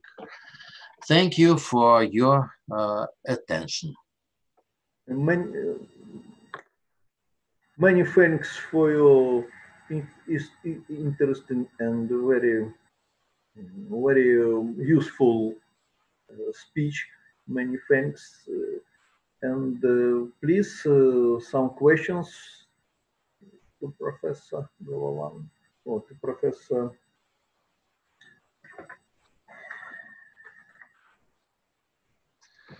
Konovalov, please, some speech, some questions to Professor, please.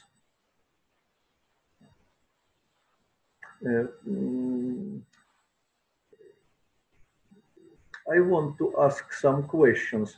You told about influence of the temperature, but there are two kinds.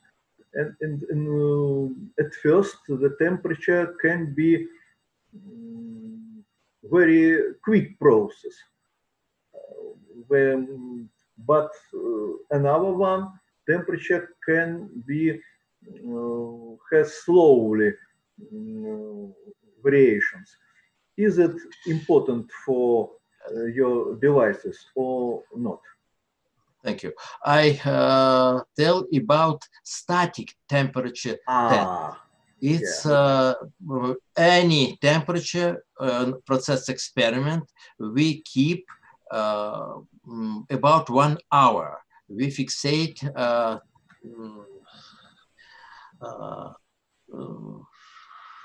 in stable temperature inside of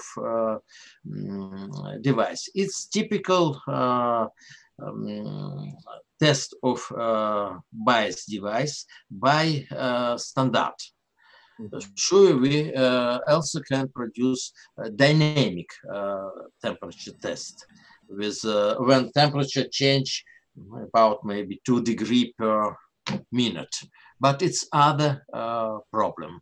It's problem smaller connected with mistakes of current leaders. It's this other process more important in dynamic temperature test. Many thanks for your question, for your answer. Please, another questions to Konovalov, Sergey.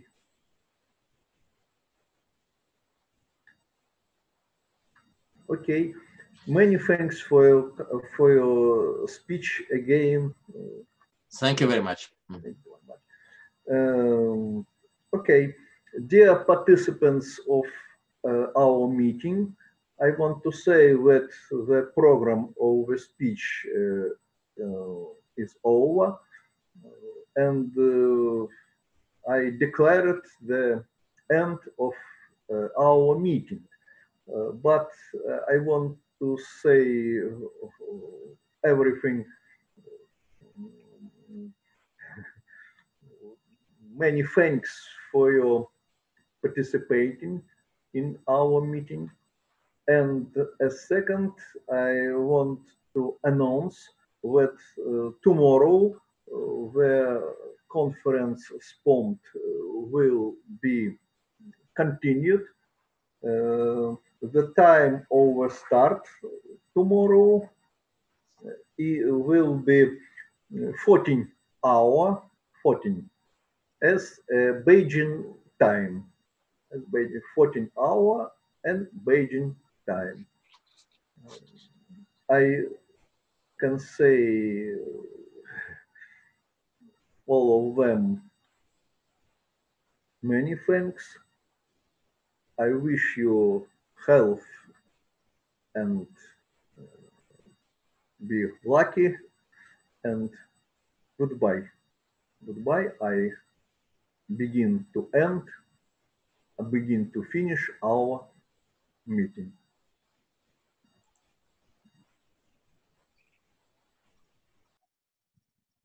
Bye bye. Thank you very much. Thank you.